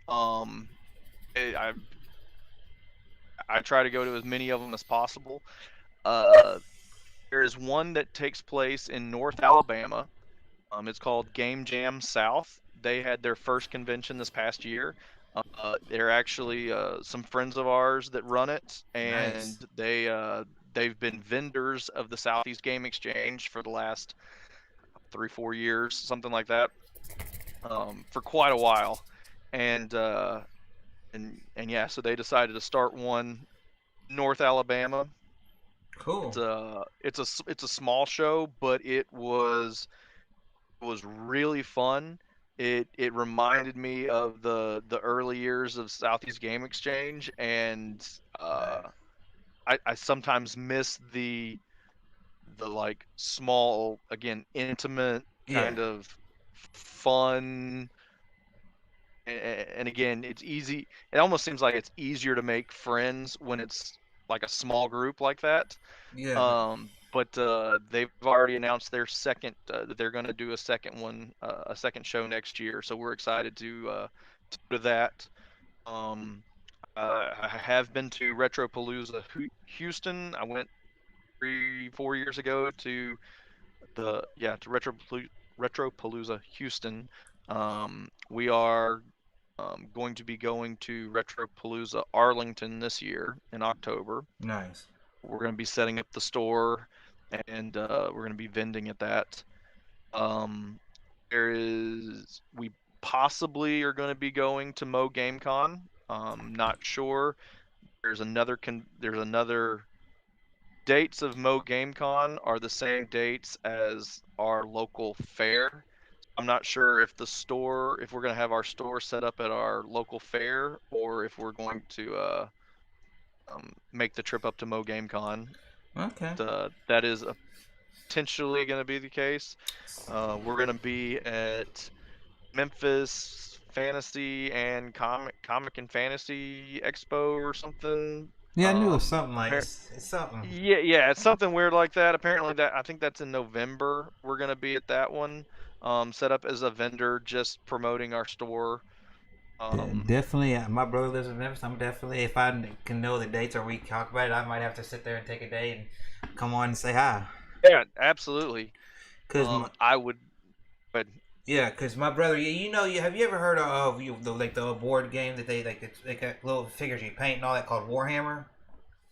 oh yeah, Yeah, my brother actually works at the place in Memphis and actually talks to distributors and Games places. Workshop. Yeah, Games Works. He works there. He actually works there, and Oh, he's on call with people, making sure they get their products and do all that sort of stuff. very cool. Very Yeah, cool. yeah, Um, yeah. You mentioned being in Memphis, and I was like, that pops in my head. well, we're supposed to be there. I am wanting to go to too many games this year. Not sure the whole Delta variant of COVID, like what that. I know a lot of places are starting to shut back down. I know that there's, I don't know how easy it's going to be to get a flight up there. What kind of, yeah, again, I don't know how difficult it's going to be to go to too many games at this point. Yeah, I wanted to Um, go to too many games because I've been wanting to go to it for like the last 2 years because a lot of people that I know and like the retro community that I interact with through TV, J Love, Linda, and Megadan, Captain Algebra, the Pixel Game Squad, all those people they've wanted me to go there, and I'm just like with all everything that's been going on the last 2 years, it's kind of been hard to get that way. well, from my understanding, Too Many Games and Portland Retro Gaming Expo are kind of like the two big ones. Well, yeah, Um, yeah, I know. One's on the East Coast, one's on the West Coast, and Yeah, those are for when it comes to like retro gaming kind of stuff. Those are like the biggies. So, yeah, because I uh, know too many games. like I'm on the YouTube side of things, and I know like everybody from big YouTubers that have millions of subscribers, like Squat the Was or what's his name, Boogie, to people like Yep. Spawncast, to even smaller people like us. You like I've seen video footage of like Russ going there, and he's seen so many different people. And I've seen pictures like on Facebook, and I'm thinking he's met this person and that person. He said, "Yeah, I'm just walking through the convention at too many games, and you see these people just being everyday people, just like they're on. You know, you see them on YouTube in one life, but you see them here being everyday people, just collecting video games, chit chatting. And I'm like, man, what an experience that is."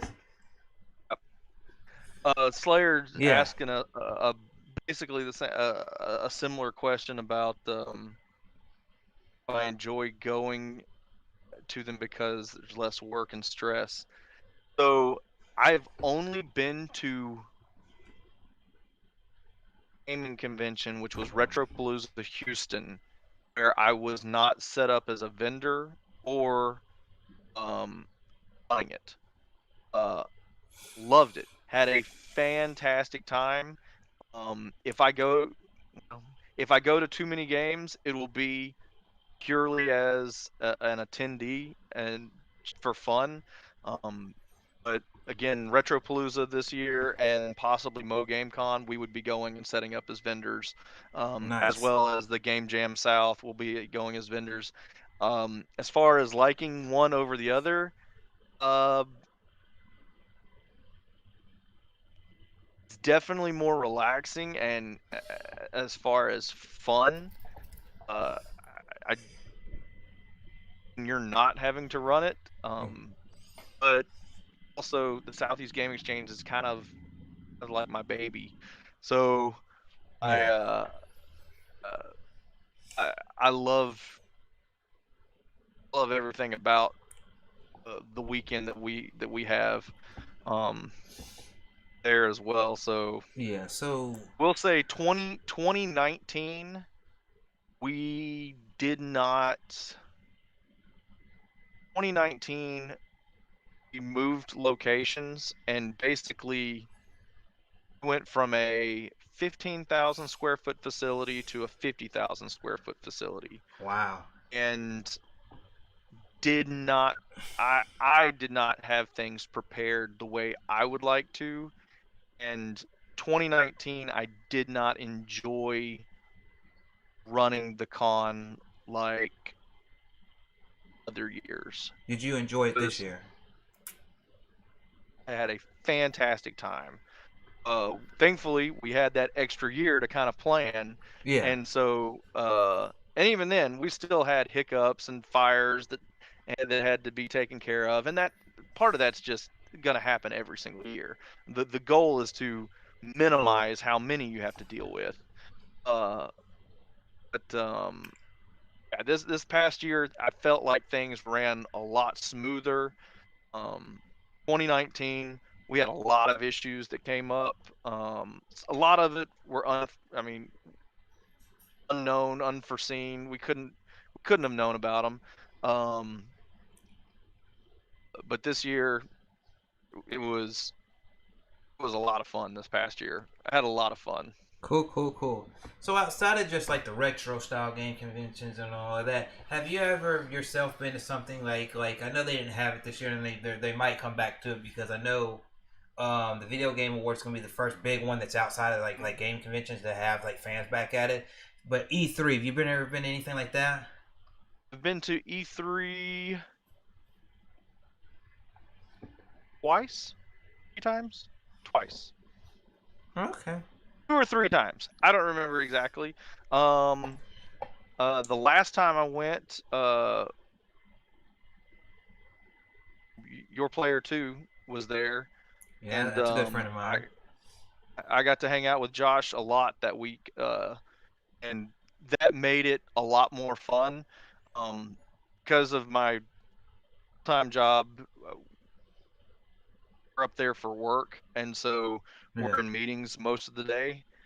Um, but it was fun to meet up with Josh and a number of other YouTubers that were up there in the evenings and grab dinner and kind of talk about what everybody had done and what games they had tried and did they see this, and E3 is a lot of fun. I recommend anybody who likes the gaming industry. If you get a chance to go, I highly recommend taking it.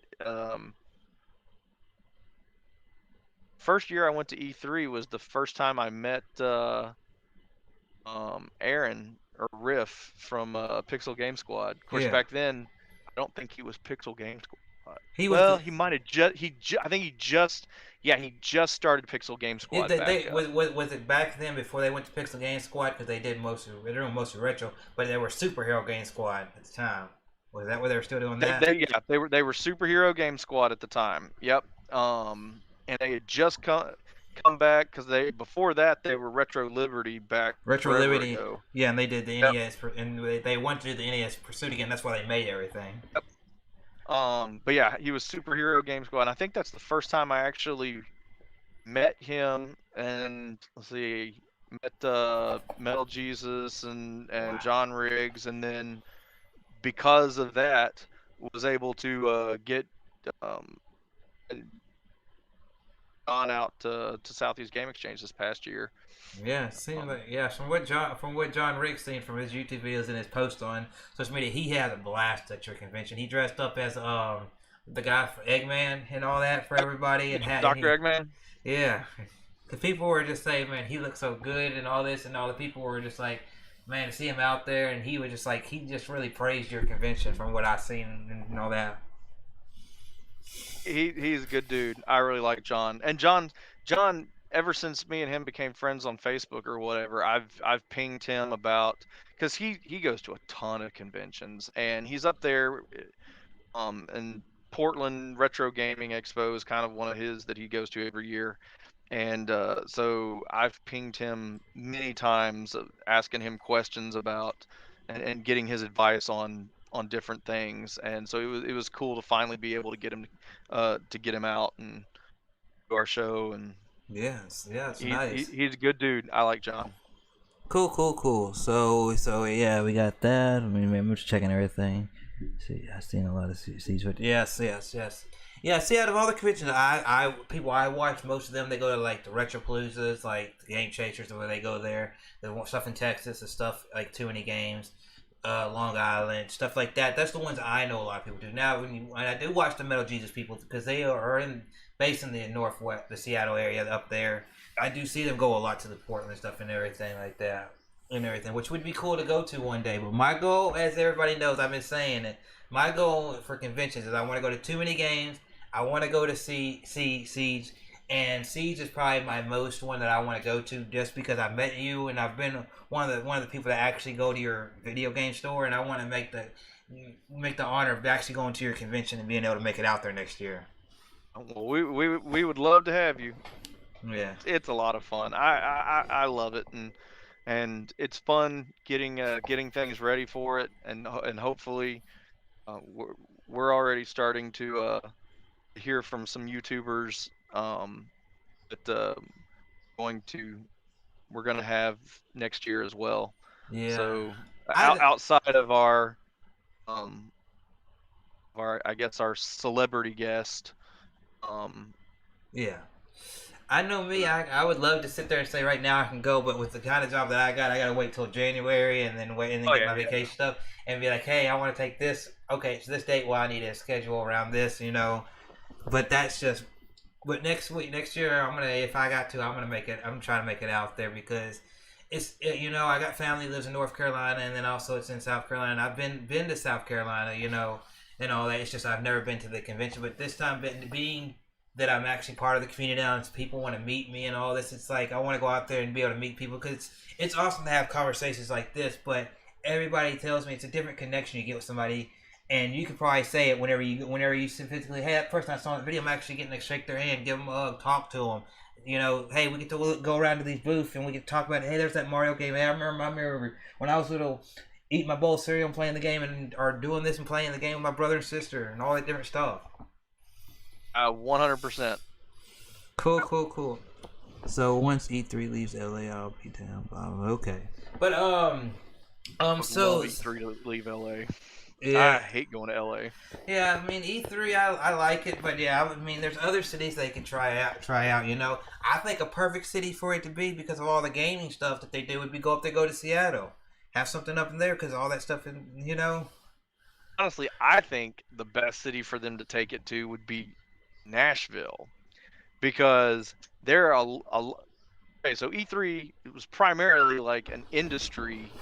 It started off as like an industry convention or whatever. Yeah, yeah. When I Well, watch retro old footage of it, it's like old like industry stuff. It's not what it is now, commercialized. exactly, and a lot of people a lot of the like behind the scenes meetings that are going on are with like it's basically a lot of these publishers and their sales teams meeting with retailers and distributors and stuff, letting them know, hey, this is what's coming out. This is what our plans are for the holiday season. These are what kind of promotions are going to be going on, all that kind of stuff. Well, most of all of these publishers' sales teams are on the East Coast. So I didn't know that. a lot of them are all on the East Coast. And What? so it like Take Two, the Take Two rep was on the East Coast. The Sony rep was on the East Coast. Or at least our rep was on the East Coast. Ubisoft was on the East Coast. Bethesda. I'm trying to remember where Bethesda Bethesda's was. up there in Bethesda, Massachusetts, ain't they? Up there, that's why they call it Bethesda or whatever. Up there Maybe. north, I near Boston or something. I think it's where I they're do at. a lot of deal. I did not do a lot of dealings with I just Bethesda. know the studios, you know. Yeah, but yeah, there's a lot of stuff that's on the like a lot of the sales teams and a lot of the management and stuff is on the East Coast. So it's like, why not Yeah, move it to Nashville? Nashville is pretty centralized, and it frankly is a city that's kind of cool and fun to be in. yeah, Versus, I'm not a fan of LA.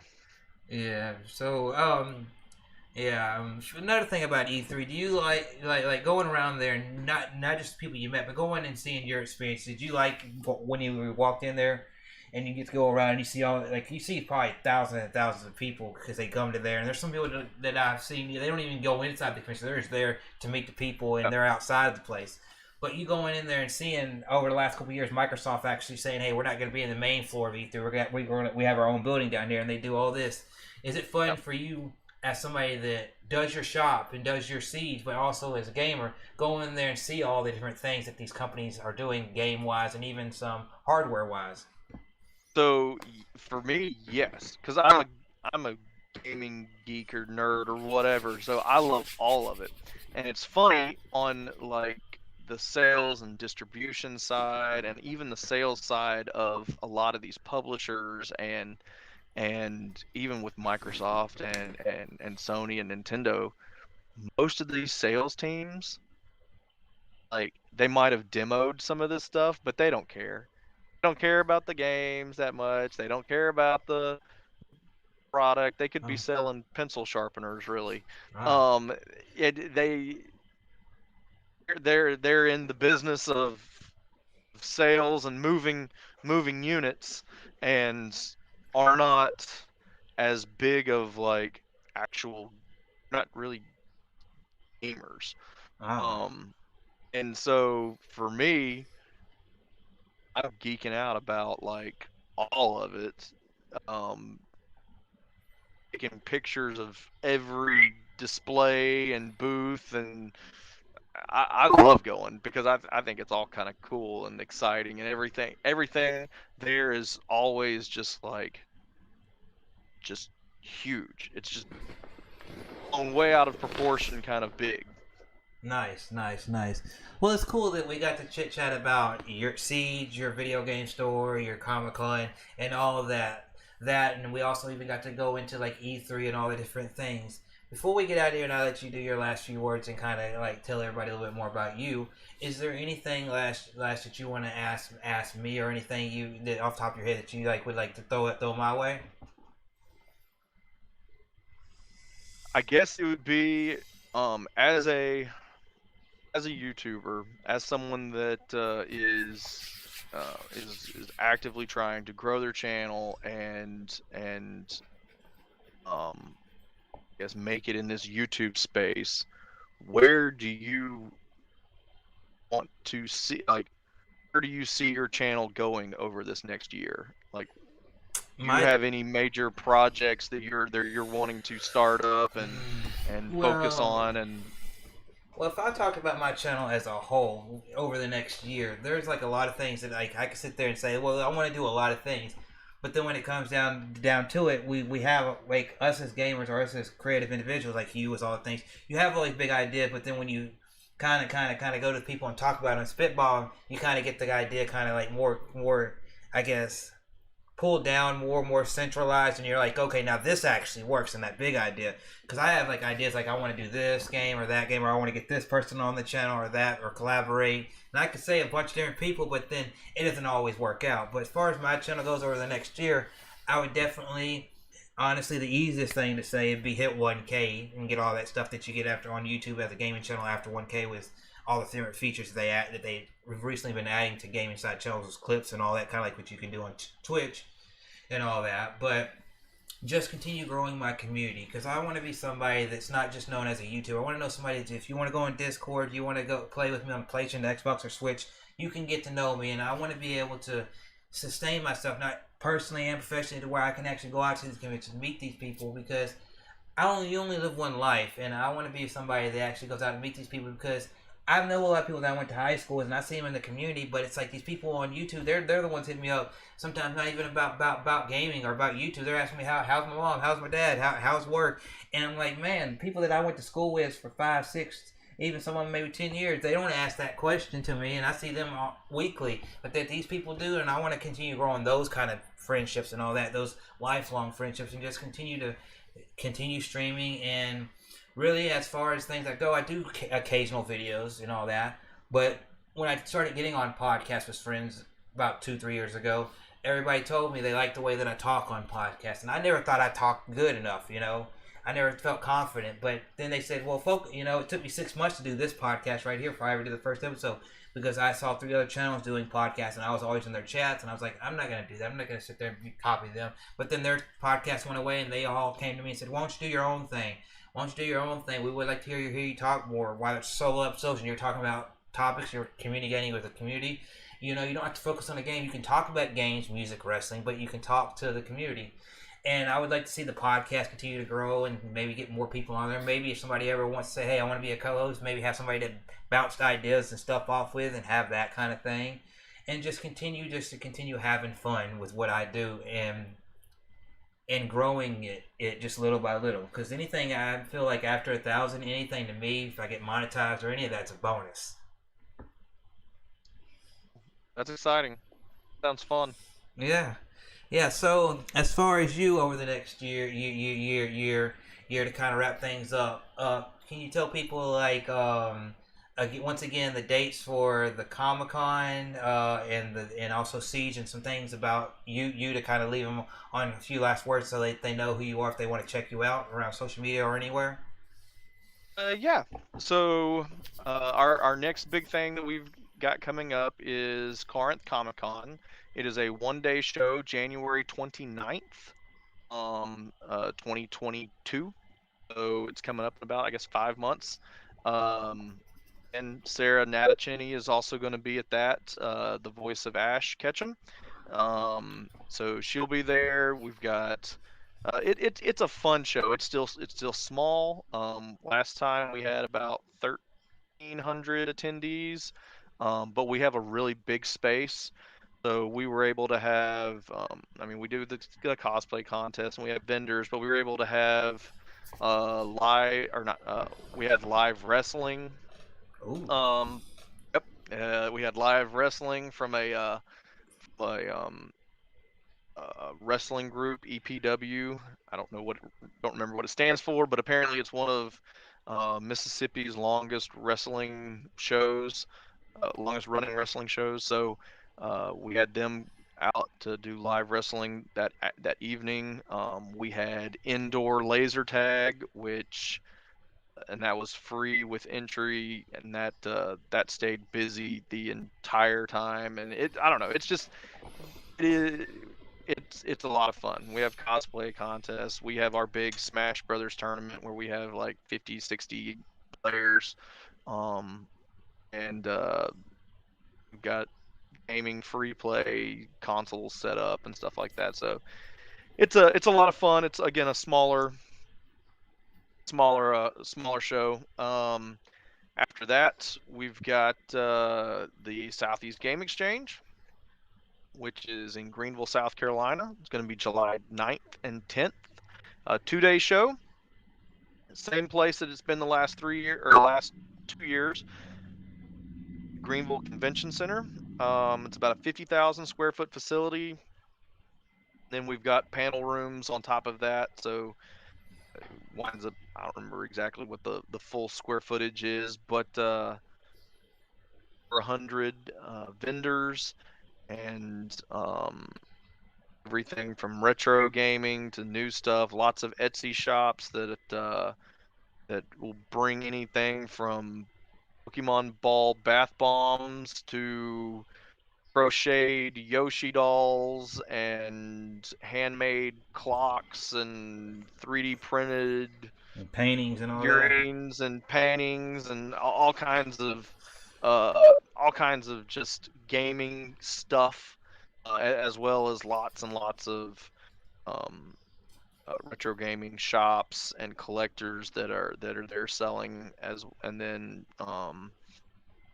we do have developers. We're trying to get more developers so that you can help support some of these Mm. small independent game developers, uh, test a lot of their games, provide them feedback so that they can take it back and hopefully make their game better. Or some of them already have games that are ready to go, and this is their opportunity to they haven't been able to get into any of the big box stores or get large distribution. So this is their ability to let you demo their game, and then you can purchase one of their games right then and there. So um, yeah, a lot of that we're planning on having again cosplay contests and tournaments um, Nice.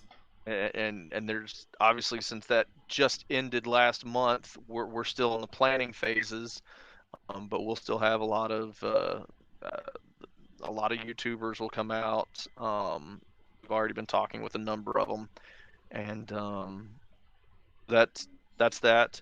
If you're in the Corinth area or ever traveling in the North Mississippi area, our store is called Video Game Corner. It's in Corinth, Mississippi. It is now the largest independently owned video game store in North Mississippi. Wow. Um, yeah, we were kind of excited to hit that. Um, we have everything from old Ataris to the brand new PS5, Nintendo Switch, Xbox Series X games, accessories.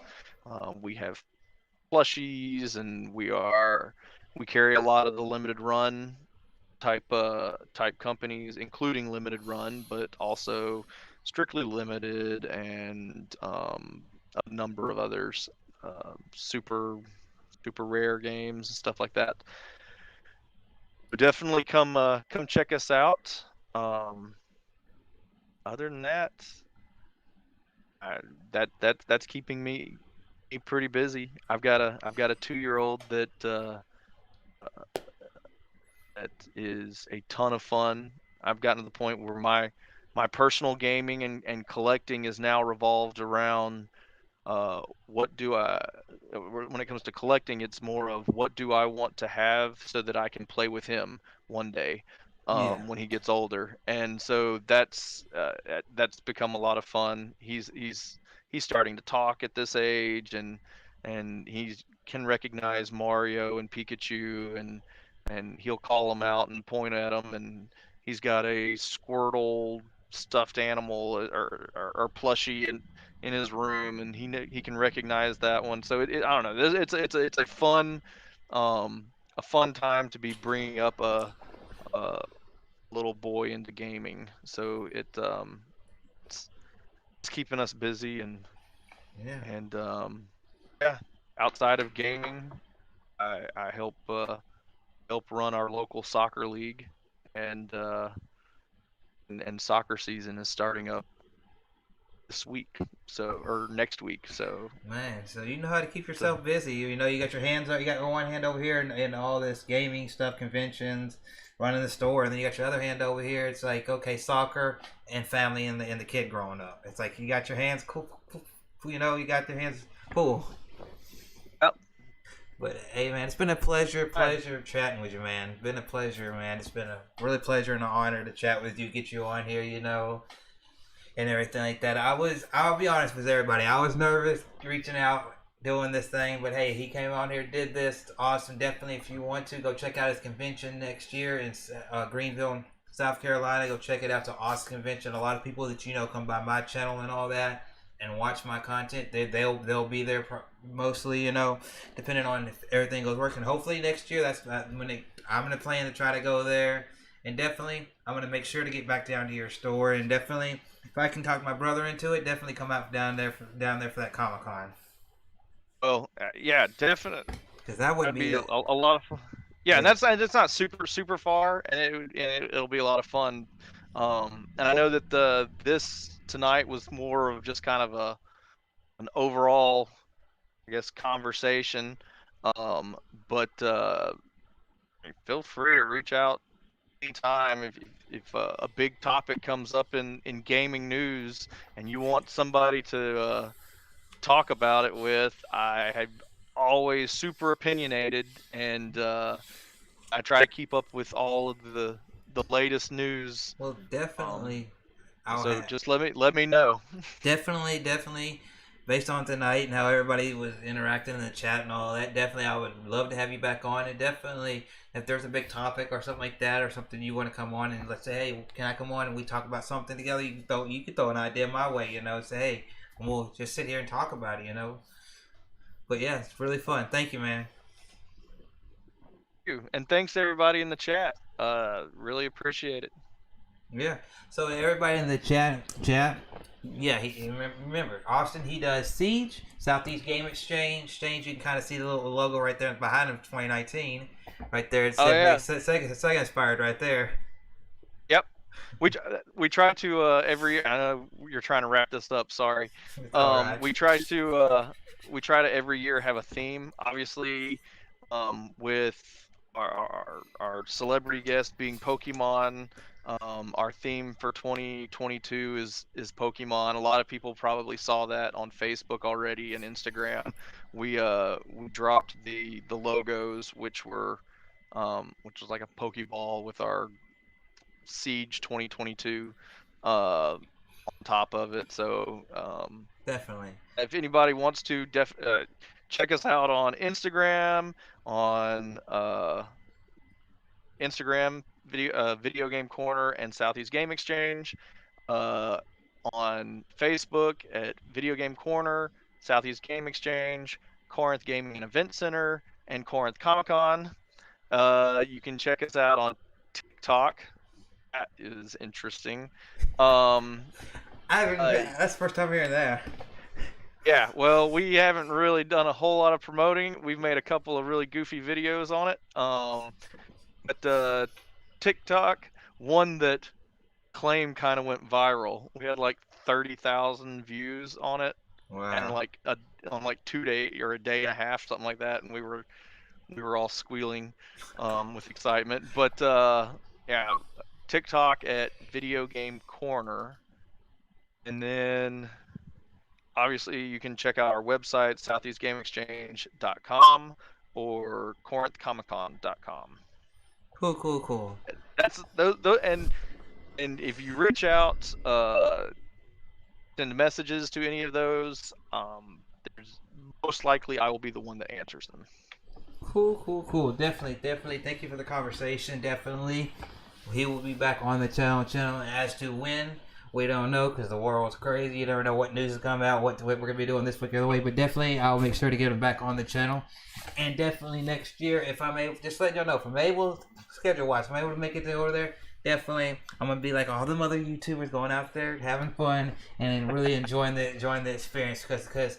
I really growing a friendship with you. Really, I want to say this right in front of everybody. Growing a friendship with you through just knowing some people in the community and knowing that your story was in reach of me going to it, and me being nervous, and then you just kind of like telling me, "Hey, you're having a conversation with my mom about Atari and all this, and we're talking about PS2," and then you're just kind of like broke the glass, and it's just like, "Hey, I've been calm ever since." You know, a little nervous here or there, but still calm. It's just cool to have people like that in the community. And then for anybody out there, if you can do that and find people in that, keep them in your circle, man. Keep them in your circle and continue growing those friendships.